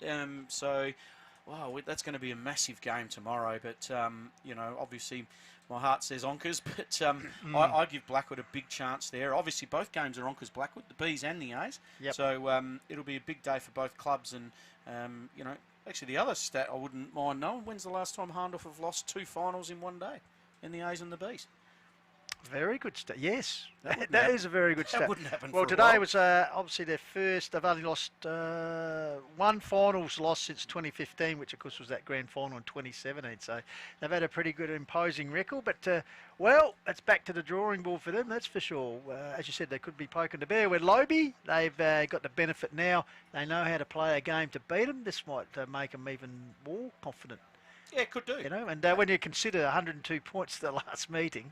And then, getting over the line here this afternoon. But it's been a fantastic performance. And we'll just go around the grounds for our match day sponsor, Mount Barker Irrigation. And then the country division, well, we will say it, a little bit wobbly for the reigning premiers. In fact, they've gone quite sour. Gamaraka 6-4 have been bundled out by Ironbank 19-19. Jesus, if they kick straight. Obviously, some of this rain drifted down to Macclesfield, but that's a commanding preliminary final win, isn't it? That is a sour custard tart, that one. That's, I don't know what to make of their year this year. I really thought when they looked at the squad, they'd brought in Pollock, big Scotty Mumford was back. You thought... I thought they'd be stronger. Well, I was tipping them for back-to-back, perhaps, but anyway. And they even started really well. Like, the first 4 weeks were outstanding, and then... something's gone wrong there. I'm not sure. Obviously, we don't see them. We're not inside. We read the scores. We read the reports. We talk to people around the place. But something's happened there. It's just disconnection somewhere along the line. And look, that's not taking anything away from Ironbank. They're probably the best team. But you'd think they would have got closer to them had they been up and playing at their best of their ability. So, obviously, Ironbank remaining in the quest for, even though it's a shortened season, but a meritorious undefeated premiership where Hahndorf, well, that's gone. They've lived to fight another day against the winner of tomorrow's first semi-final at Jarrett, which you'll be able to hear on the Call to Wild from 2 p.m, a special Sunday edition. And where are we next Saturday for the the preliminary and the grand final for Div 1 both at Chunga, next to Raw Chunga Golf Course. So looking forward to getting out there, big open spaces. So Lobethal, they'll be already getting their setups ready for the grand final, and the other 3 clubs, as you suggest, will still in the planning process. So, well, that just about wraps us up as the rain has really well and truly set it in. So Scotty Filmer would be pretty happy with that. That really held off, the second half, but it held off major part of the day. So Mount Barker hopefully made a bit of money as the Volunteers, you can't knock them out there. Getting the goal post, all those padding, all those blokes. Every club's got them, and what a wonderful sport we're involved in. Pistols, all these wonderful people that chip in and help the clubs and running canteens. And went to the canteen today, and I reckon there was 8 or 9 Mount Barker senior players cooking food and doing all that. And I thought you were going to say you got 8 or 9 pies. Well, I did. I stacked a few up, but they were sold out of hot dogs. They were already gone. I wasn't happy about that. No. But I delved into a couple of steak sandwiches instead, so we were all right. No custard tarts? No, the custard tarts are all off. Yeah, we've got a big show Tuesday night. And we do have a big show, Hills Footy Unplugged. Thanks for reminding us. It could be great to have you back. Hopefully the chafing from the sunburn is all right. But we will be previewing the country division grand final, and we'll have a couple of guests from the respective teams who are competing. Who'd you tip for tomorrow? Birdwood? Birdwood, Kangaroo. I think in the end I went for Birdwood, but I wouldn't be surprised if Kangaroo get up. I know our man Goldie. Well, he's already gone. He's off. He's gone to the game. He's out there. He's gone to park his car. He's gone to park his car, ready for Kangaroo tomorrow. Yeah, but anyway.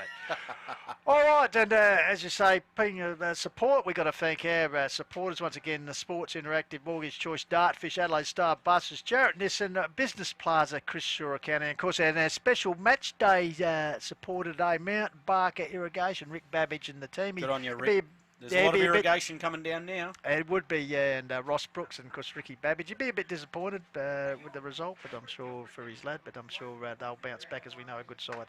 And also we're going to thank Jaden and Indy for their good work, and media manager Robbie Shearwood, and also Flinda cameraman, Dallas, Cast of Thousands, every week. Help Have a us good out. call tomorrow, boys.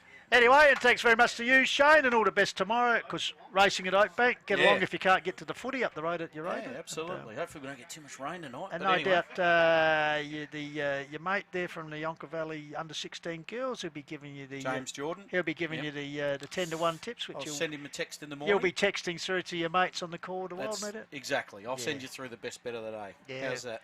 I'm sure you will. It could be the Yonka Valley Bulldogs.